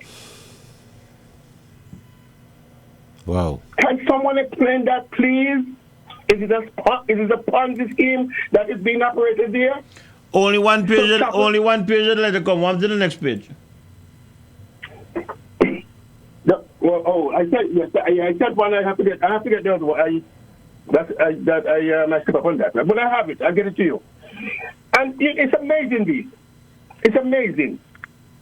What is really going on? Because the lawyer name that I see in this thing is supposed to be a sensible lawyer, and I would want to assume that he would have given an ultimatum at the end of this letter. You're correct. You're correct. I just have to look because I have a few things. Right. Well, when I look at the date of the letter, maybe whatever ultimatum was given would just be coming to an end now. I suspect. But when you tell me, look at the other part and tell me the other part there. Because I will get it to you. I will definitely. Because get it to you. all that the lawyer would have to do here is to then carry the matter to court if they're reneging on the agreement that they made. That's all. And make sure if you go to court, make sure you advise the girl. Make sure you do that anyway. You have a claim cost. So. Oh, why am I certain people have to go through them some answer, brother? Well, okay. Go to the chopper. Tell she go to the chopper and take up the land. I mean, you know, shipping this job like it, but what certain people. You know people who never go on this, man? Yes, I am. Who you know? Go ahead. Oh, well, that. Tell she go to the chopper and take up the land. Anyway, finally, last week, the Labor Day, the Tuesday after Labor Day was the Monday, of course, and our commissioner in inverted commas, he said that they were pleased with what happened on Monday. While they were making preparation to go to England, there was a young man, and the young man is out of the woods yet, in the hospital fighting for his life. Now, Beef, you're telling me that you, as commissioner of police in 108 square miles, did not know about all this chopping up and stabbing up? Are you telling me that, Beef? No, you just tell me that there's one person fighting for his life, and then tell me about a number of chopping up and stabbing up. So I'm asking you, how much chopping up and stabbing up was there? At least 3 to 4. 3 to 4. Okay, maybe no report was made to the police. Maybe what I can tell you is that when I did post something on it, you have some doubtful cult pharmacists calling me liar, calling me this, nothing but so. Me hear them. This same page, my same page on Facebook, we used to help, put out there to for urgent donation of blood and things and so on, etc. Right? They went silent. It's like, as a matter of fact, I think one band said that they're not going to play for you again or something of that. Something of that. Yeah, someone by name of Caution. Okay, so Caution taking caution, right? Look so. But let me say this to you, what I'm talking about. Sometimes you listen to the traffic officer, right? And you hear you say, well, over the last 24 hours, we have had 2 reported accidents, right? But really, Julie, maybe they had 25 accidents now. But those are not But they have reported. 2 reported accidents. Yes. So this is what I'm asking you in relation to when the commissioner made a statement. He couldn't be beef. In relation to the violence, how you know? He couldn't be because How you know? How you listen, aren't there police officers that are present in the band? You know that? Well, me ask if that kind of the Well, what I can tell you, And one I of wasn't the there. victims, the mother of one of the victims, call the police, call the police, call the police. Let me tell you something. So I no want to policeman know. there per se, no policeman present in the band? Of course. What do you mean? That was the person you're talking about in the hospital or another person or another incident? But this is another person. Look, y'all, let me tell you something. When I accuse the police of covering up crime, right? Y'all, they think that I'm just being harsh on the police. Let me tell you another incident. Living Last night testimony, after 12 man. o'clock. Living testimony. Last night after 12 o'clock, beef, I normally, check my inbox messages and so on, etc. And, wishing one of my contacts all the best and things and so on, present night. And she texted back, she said, under the circumstances, I don't think I can have a pleasant night. So I decided to call her. And I said, what's wrong? And then she explained to me how her son was beaten up by some guys, and it's not the first time. 17 years of age. As a matter of fact, talking about that, I learned, I don't know what it is, that a minister's son was attacked yesterday in the Bangladesh area. Excuse me. However, the lady decided to get him a little job so that he can after school and so he can be kept occupied and so on. And wherever she got him the job, we really call him the place for now. This guy, one of the gang members, what they call it, 2G, and his uncle went by the job place just to interfere with him. And according to the lady's son, the uncle told him that he will use his gun to burn his skin. The uncle for the person? Yeah, the uncle for the gang member. Right. Okay? All right. Now, what they call it, sorry, 2G. She went back to the police and made a complaint again because she said she's now tired of making complaints. All right? Talking about tired of making complaints, remember what happened at the hospital the other day? The guy whom they went after, the mother, also said she was tired of making complaints to the police too. Okay? Now, she said when she went to the police, they told her at CID to go back to minor offenses. Now tell me, beef. It was just an allegation, a complaint, etc. Where, according to the young man, their uncle for this little boy, for this little gang member, told him that he would use his gun and burn his skin. Isn't that cause for the police to get in? I mean, that is. I'm waiting to hear what happened when she went to minor affairs, minor offense. What happened when she went there? They told her to go back to minor offense. I understand, but did she go to minor offense? I think she went to police headquarters. Because, she couldn't see herself going back to minor offense, having been sent a minor offense to them. So when she went to police headquarters, what happened? She said she's still waiting for them to call her for further investigation. Who she went to police headquarters to see? Well, obviously she went to somebody bigger beat. So she didn't tell you who she went to? No, I didn't ask. I didn't want to be specific because I myself was becoming annoyed because I have had complaints from other parents, especially the mothers. No, I'm not doubting what you're saying. No, I'm just saying, right? Let me tell you what the conclusion I've come to. The conclusion that I've come to is that the police are turning their backs on certain crimes. So how does that change issue? How does that help the issue when you finish? When you finish? Well, you know we're gonna change the issue, bit. Oh. When there's nobody to lead tomorrow. When there's nobody to lead us on tomorrow. To put it mildly. So you don't believe it will make sense. If persons, I'm not just speaking to one person, but if persons are able to say, I went to CID and I spoke to Beef, or I went to minor matters. What the department name? Minor offenses? Minor offenses. I went to minor offenses and I spoke to Mary Jane. Mary Jane told me to go to CID. I went to CID and I spoke to John Wayne. John Wayne sent me back. Why your child is being murdered? Your child is being murdered? Why your child is being murdered? No, but how else are you going to set the record so you know what to do after something happens? Again, that's the point I'm making. Beef, to put it mildly, we are going to react when there is nobody to lead us. No, but I'm saying that is not. It doesn't have to be like that. People get too ignorant. First of all, no, me not go agree with you. What you're telling me is ignorance. Tell people to do the right thing. Beef. Right? One second. No. You hear me for a second. Jablaki have an issue, right? Jablaki came to me and said, Jablaki, write to the commissioner of police on the matter. Because I want to create a record.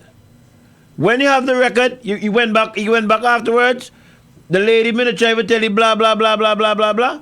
The lady will get back in touch with you after you formalize it. When anything happens down the line, you're supposed to be able to say, you can imagine that I've been going to this person, that person. If I may just interject a bit, 1 minute, please. If I may just interject a few seconds. They even told her, I think one time she went back and they told her she couldn't sign a medical report. Hey, I hear what you're saying, my friend, but me not go agree with you.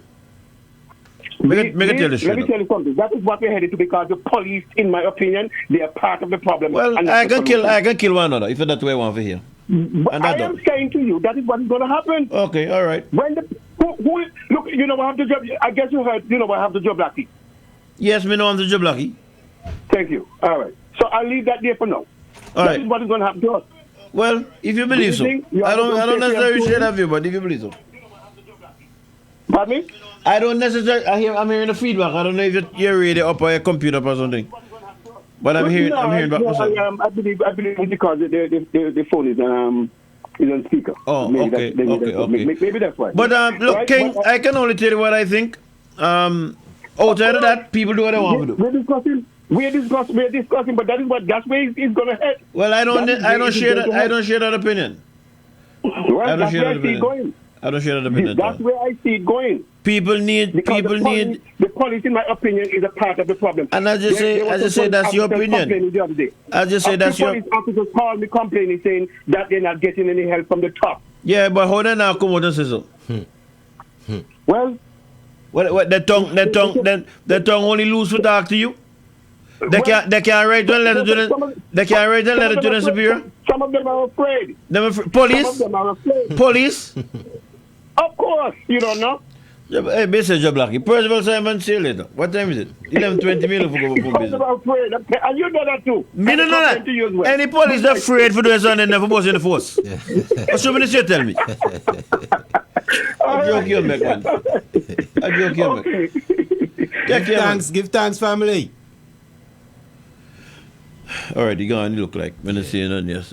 Police afraid. Give me a break, boy. Police afraid. What is it for? Anyway, where was I? I mean, I understand what this person tell me. Yeah, well, me understand what you're trying to say, Beef. With the you have to set one paper trail and you have to can go back to certain things in order to prove certain things. But Percy trying to tell you now that, you know, some people now go have them kind of. Well, if I want to hear that, then people. I want to hear that. So then, why is people saying it? Boy, because some of the time you reach their level. So then, when you reach there, people go and do anything, have no suffer the consequences. Yes, sir. That's all. Yes, sir. If me decide to for myself, whatever the consequences be, make a bust your blocky face. Yeah. Me just when me bust your blocky face, me walk go station. Yeah. But me run from police on. A bad man me be. Yes, sir.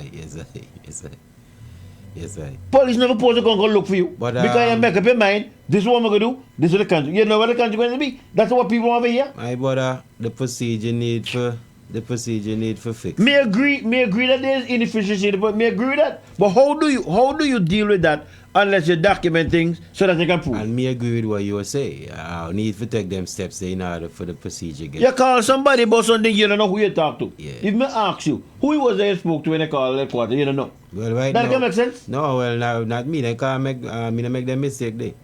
Me document everything right now.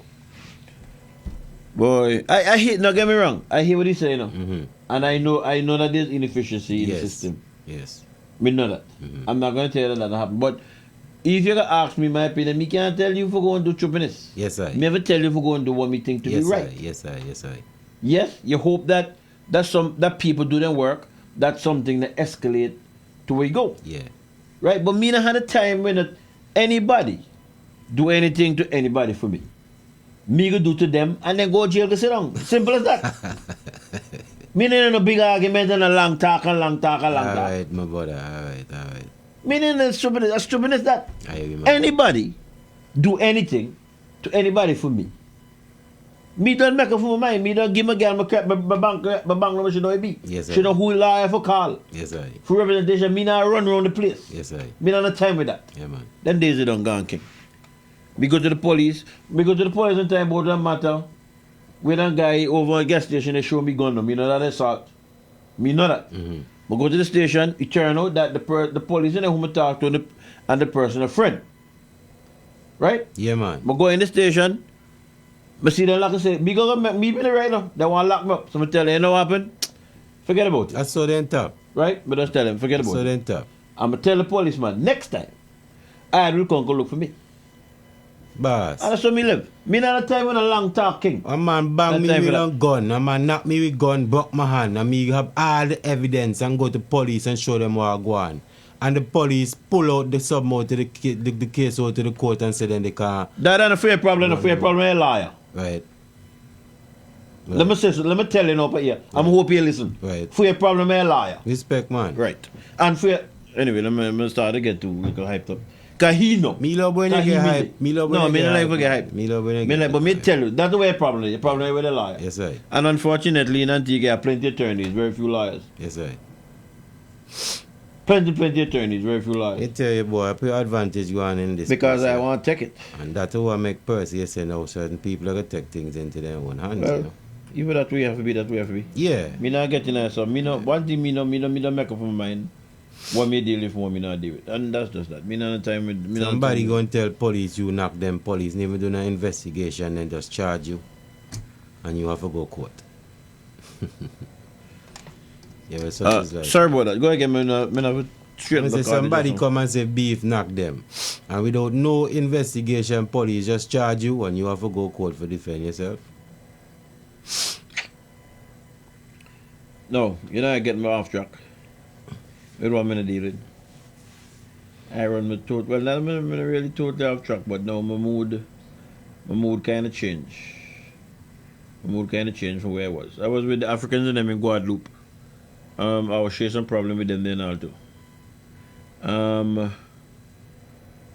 Max would have spoken on Wednesday, and then on Thursday, at the post-cabinet briefing, the information minister indicated to us as to why the government backtracked on its arrangement, or what he was saying to the St. Kitts government or St. Kitts Coast Guard. Again, I don't know whether or not, based on the comments that was made by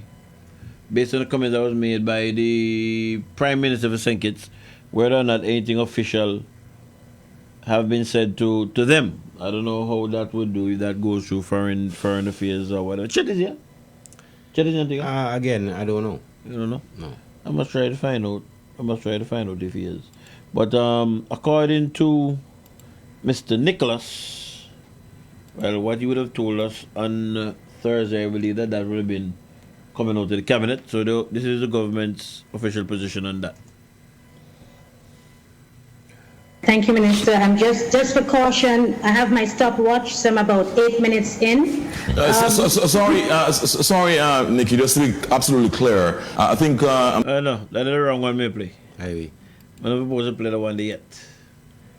I'm not supposed to play the one day yet. This is the one here. What I can say is that the updated position of Antigua is if the persons who were held in St. Kitts have removed away from custody, have found a way to escape custody in St. Kitts Nevis. Clearly it was not with an intention of coming back to Antigua. So there seems to be an onward intent for them to continue to pursue entry into a U.S. border elsewhere. And we do not want to continue to provide the facilities for them to be able to do that. So our updated position really stems from that. The Information Minister revealed too that the government made the decision during its weekly cabinet meeting. However, the matter came up neither in last week's post-cabinet report nor during the subsequent media briefing. Efforts to gain clarity on that absence proved futile up to news time. Yes, so that there is the, well, I guess we can say that's the official position of the government as articulated to us. So how much of them left back here now, beef? You have to ask what lady the name? Katrina here with you. She is the only one that can. You feel any of them left back? Yes. All right. Because I must see two of them over by what they call over there. What they call over the place over there by oh Lord. Mobile company. Who that? Not a mobile company. No, over on Fort Road there. Aye, man. I know me talk. Oh Lord, I forgot the name of the establishment. But there's an establishment going over there by Percival on the right hand side as you're going out.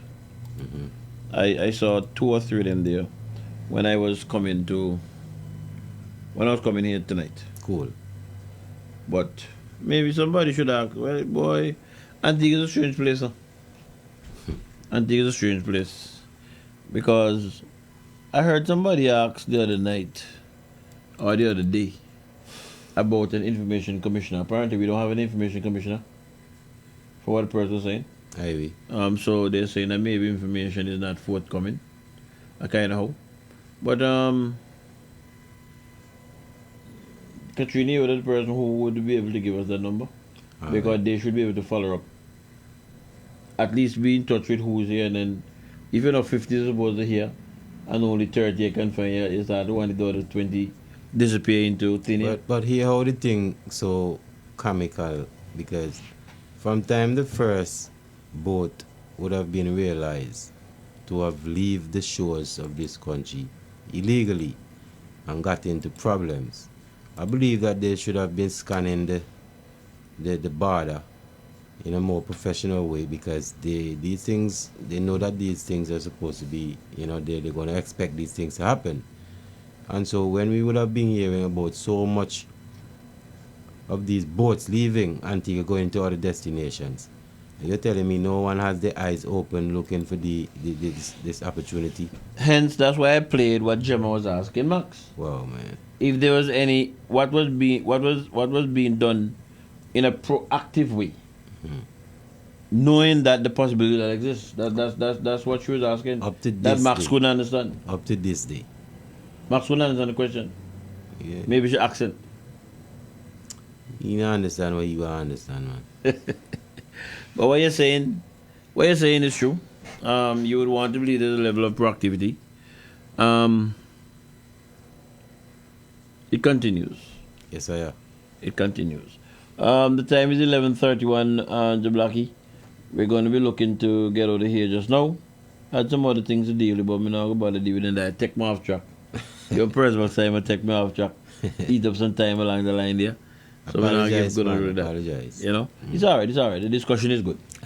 It's all about discussion, and all ideas content, you know what I mean? Every time. And I agree. There's frustration in certain things. I can agree with that. Unfortunately, we don't have all the answers. Yes, I think that it should be an easier thing, really. But I don't know. Earlier we were asking about the commissioner what he got in England and do. I don't know. Maybe that might be an example of why things are running the way it's running. I don't know. You know what I mean? I believe that you asked me something about white earlier, and I think Devon too mentioned something about white. And I'll say to you, maybe the white people believe are retarded because of how I operate. Me tell you again. Maybe that's why. And with the help of our own, my brother. Maybe that's why. Let me ask you a question, Jablaki, before we go. Final thing. Go ahead, man. You have heavy duty truck, or a heavy duty truck. I think you do haulage and all too. Mm-hmm. Your truck have a hydraulic system. Yeah. You can use sweet oil and what the world is that? What am I laugh about? You can't use sweet oil per vehicle, beef. I give you sweet oil for you. Go ahead. Let me hear you finish. Go ahead.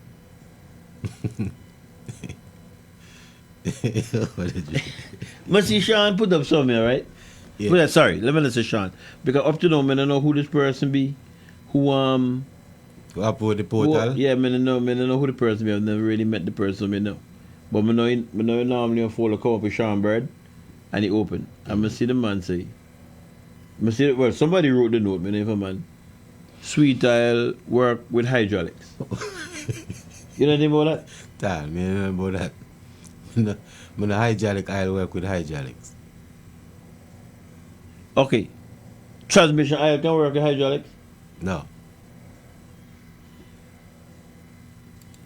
Can't work with hydraulics. So you definitely need special oil for special occasions. For special machinery. And check question that, boy. On the other hand as well, I have two young people, a beautiful young lady and a handsome young man with me this morning, and they have a little grievance. They have a little bit of a gripe that they want to just air it out. I say, you know what?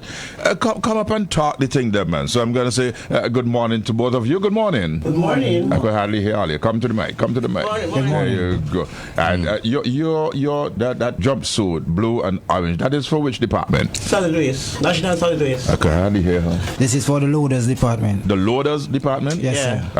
And this is going out every morning and ensuring that Antigua and Barbuda is clean. Yes. And nice. And clean and nice. Yeah. Yes, sir. All right. Now you were talking about something this morning, I wanted to quickly grasp what you were speaking about. So go ahead and explain to me. I'm a female loader. You're a female? Yes. You sure? Yes, sir. Because years. For years? Yes, sir. How long you been a female? You kill it all.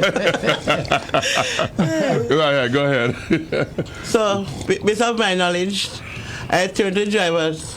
Truck was some hydraulic. Yeah, and some grease. Because the PTO not pulling up properly. Right? So and it came out with 3 buckle. One is some black oil and 2 with chicken oil. Chicken oil? Yeah. For hydraulic? So sweet oil. Sweet oil? Yeah. 3 bottle of sweet oil. Yeah, so it's forming up. Pour it into the... Well, I'm my talk attack on them. So it's forming up. I said, "Paddy, you kill our time because I kill cash in and I've been scheduled." He said, "Oh, I kill my time. Me and Kimber." So I call my name, see a truck. Me and Kimber business that we say, "But you kill our time." Okay, you in the shine. Oh, well, I keep saying shine, but maybe in the shine. Okay, you in the man having his phone. What is your guitar? I want to be really go at king. What is you? Wait, where's the one come out with 2 buckles of sweet oil? Of my knowledge, I turned to drivers. Truck was some hydraulic. Yeah, and some grease. Because the PTO not pulling up properly. What the PTO be? What have it? The PTO, I have to put in to make the compactor work. That is something that pull up some inside the truck? Yeah. PTO. Okay. Right? So it came out with 3 buckle. One is some black oil and 2 with chicken oil. Chicken oil? Yeah. For hydraulic? So sweet oil. Sweet oil? Yeah. 3 bottle of sweet oil. Yeah, so it's forming up. Pour it into the... Oh, what a joke, Mr. Tal. Oh, what a man said the driver do that?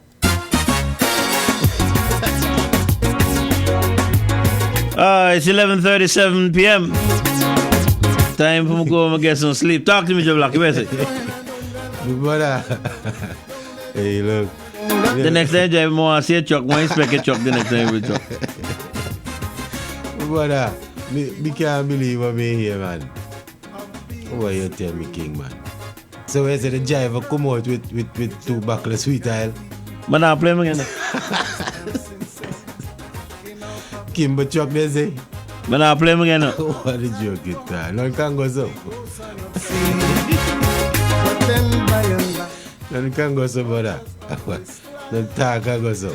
Well, me don't know make, they put them in this folder for my plate. What a joke it is.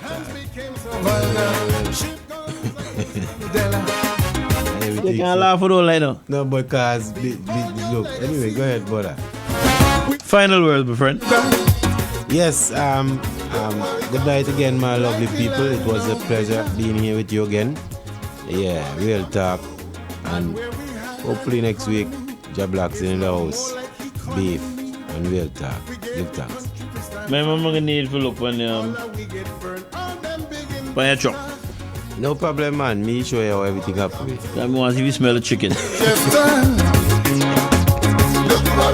Hey, man, my Rasta man, you know. Obviously, you smell your truck, smell the chicken. Get rich quick where we crave. Have weekend at Texas grave. But will we ever learn? Look what we come to.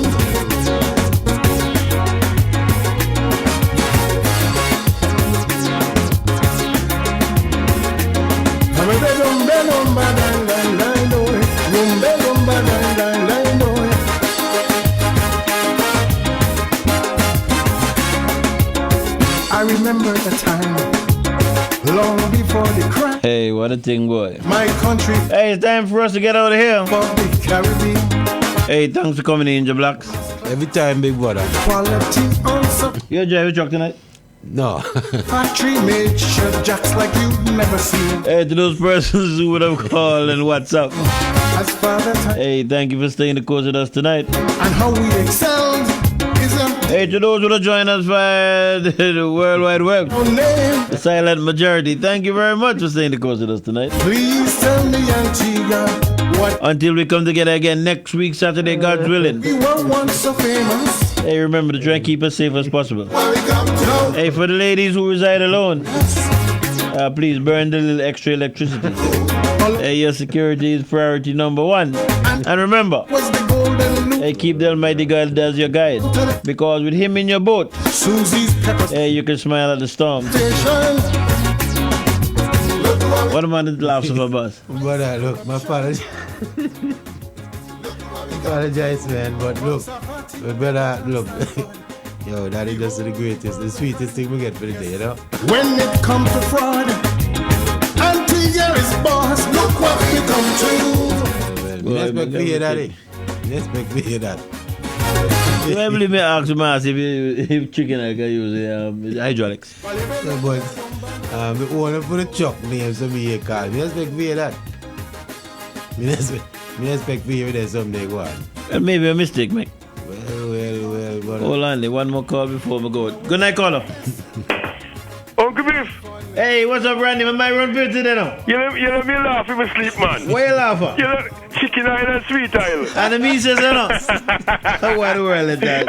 Okay, man, love me say, you know, it's your way, man. Get me the problem. Jamdaki. You love Randy, you love. Boy, let me laugh in my sleep. Your boy, that's supposed to play when the show just start. Hey, we can't 45 years of me around equipment, Jamdaki. Yes, I. And then the first time we hear about chicken oil and sweet oil in the truck. You never hear about that in the Randy. Your boy, Biff, when you play that kind of something, boy, you make your show off run at your morning. We never call someone here for me life. Look, but I'm feeling the best thing you do now. I'm wait until I'm ready for going now. I'm feeling the best. Hey, look. Hey, look. Hey, Jamdaki right away, so now. Why not right away, so the boy best see the way to now. You know? Hey, that man set up, that man has system, yeah, that a folder pop up. Yeah. And then the folder say play this a player. So me never you know. Oh, sorry. Yeah, sorry. me even know who put up them folder, right? So yeah. Me just play what they say. Oh, what is that? You boy, the first. How come people can't sleep? You never can't go and sleep, boss. Well, I'll never tell the boss, trust me. Me don't go to sleep tonight. Me don't go to sleep. Bomb a job. Cooking all that sweet oil. You better throw me in the heavy equipment, you see how the hydraulics were good. I mean, we're sorry we didn't do it long time, so we're going to get more speed. Hey, look, more trust them in a Jablocks truck. You know Jablocks have a red truck? Yeah. Boy, if I put a chicken in the chocolate, you run well left the red. I think so. Hey guys, when I was a fan, boy, trust me, everything okay, guys? Yes, man, take care, man. You good? Yeah, man, I was listening to the whole program, you know what I'm saying? Thank you, man. All right, man. You know, the program was quite interesting, you know what I'm saying? All Bless the time, up. man. Bless up. Keep it up, man. Okay, take care. So before we take otherwise, you go otherwise, right? Yes, man. The Lord Long is this good. year, myself, man. Came and look for you 2 Fridays ago, but well, motherfucker came to look for somebody 10 feet away from where your yard. 10 feet away, okay. 10 feet away. I wouldn't say on your north. Yes.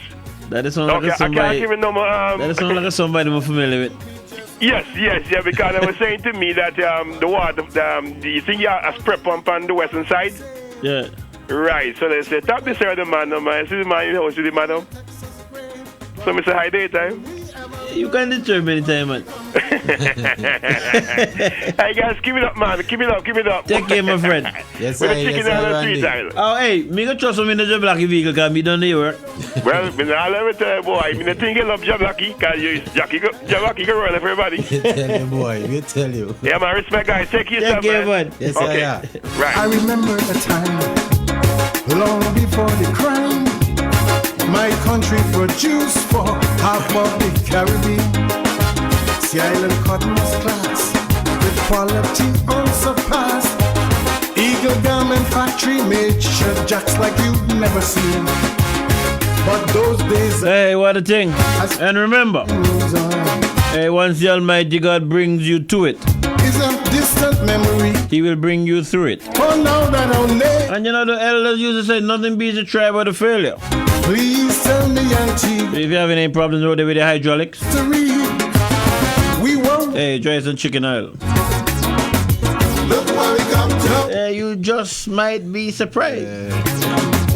Look what we come to. Hey, so until we come together again. You mentioned fruit. Hey, it was good being in your company. Yes, give thanks again. One love, yes. Susie's pepper sauce, now our reputation. Hey, them people that have a lie, boy. Is for spicy corruption. It's amazing what some people just do. Yeah. Me don't believe that. Me believe that. Me don't believe that.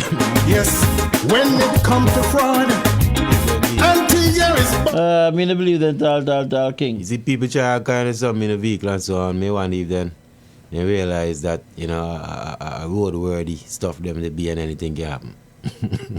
Me tell you, me see some people do all kind of something as a king, and you wonder if they're real, you know. Yeah.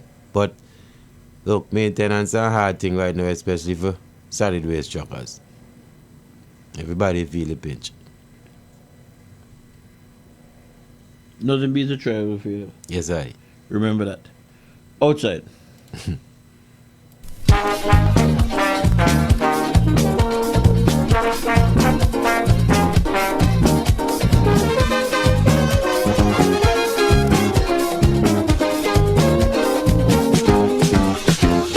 White in Washington, they bringing me the news. Mr. Bird, it got me so confused.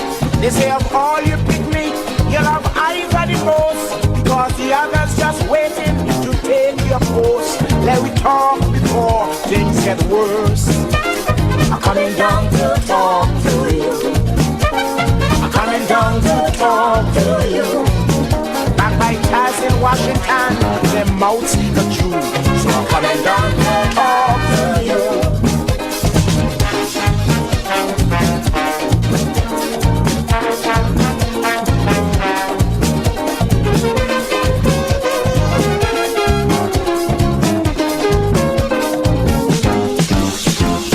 Young at English Harbor, I overheard ganja coming in by the boatload. They say DC now do nothing for rural west. No jobs, more pigs, the whole place in a mess. Let we talk, Mr. Bird, I suggest. I'm coming down to talk to you. I'm coming down to talk to you.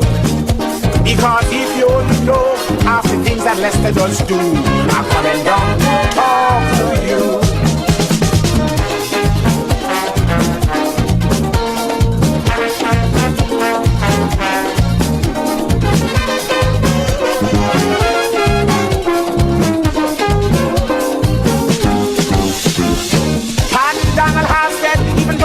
money clot, because fine people can't stand bigot. At the last election, the Rastas say a plan to give all of them land, but instead they get banged, and police give them brain concussion.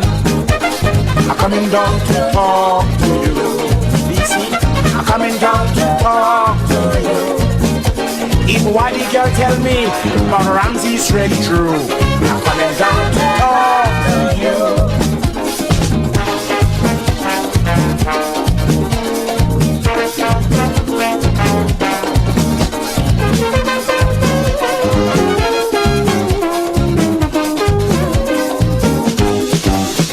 The last picture you have resemble you from head to toe. Say the room I hear, nothing all go so. The security head at the water harbor own us does run his own business in the Volkswagen bus. And Mr. Bird, a bill you just trust. I'm coming down to talk to you. I'm coming down to talk to you. The rumors making shame, so let me clear Antigua's good name. I'm coming down to talk to you.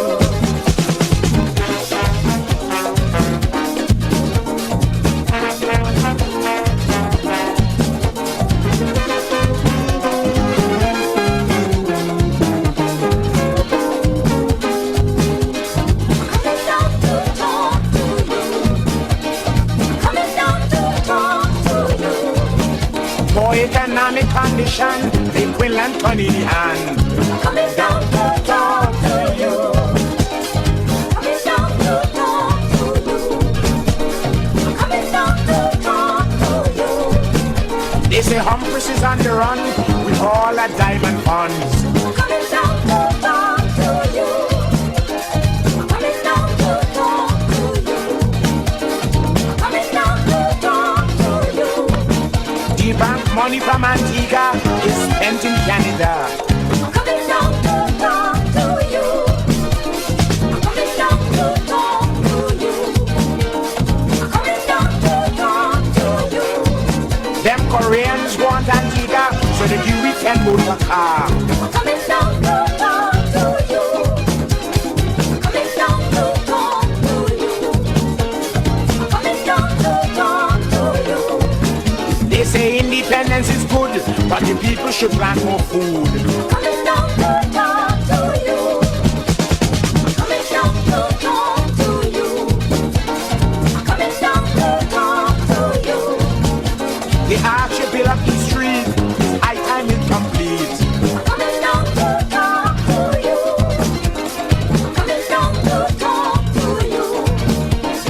Coming down to talk to you. That big gutter in Green Bay, the water not go long way. I'm coming down to talk to you. I'm coming down to talk to you.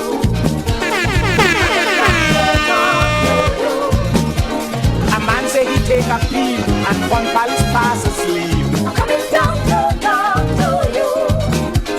I'm coming down to talk to you. I'm coming down to talk to you. The rumors making the shame, so let me clear Antigua's good name. Studios located in the capital city of St. John's, Antigua in the Caribbean Sea. Okay, stop there. And our transmitter located at the highest point, Buggy Peak in the parish of St. Mary. This is ZDK Liberty Radio International, 97.1 FM, the People's Radio Station. Lord, let your people know you like Moses as they went through the wilderness of sin. Lord, keep us holy and our mind stayed on you, so your glory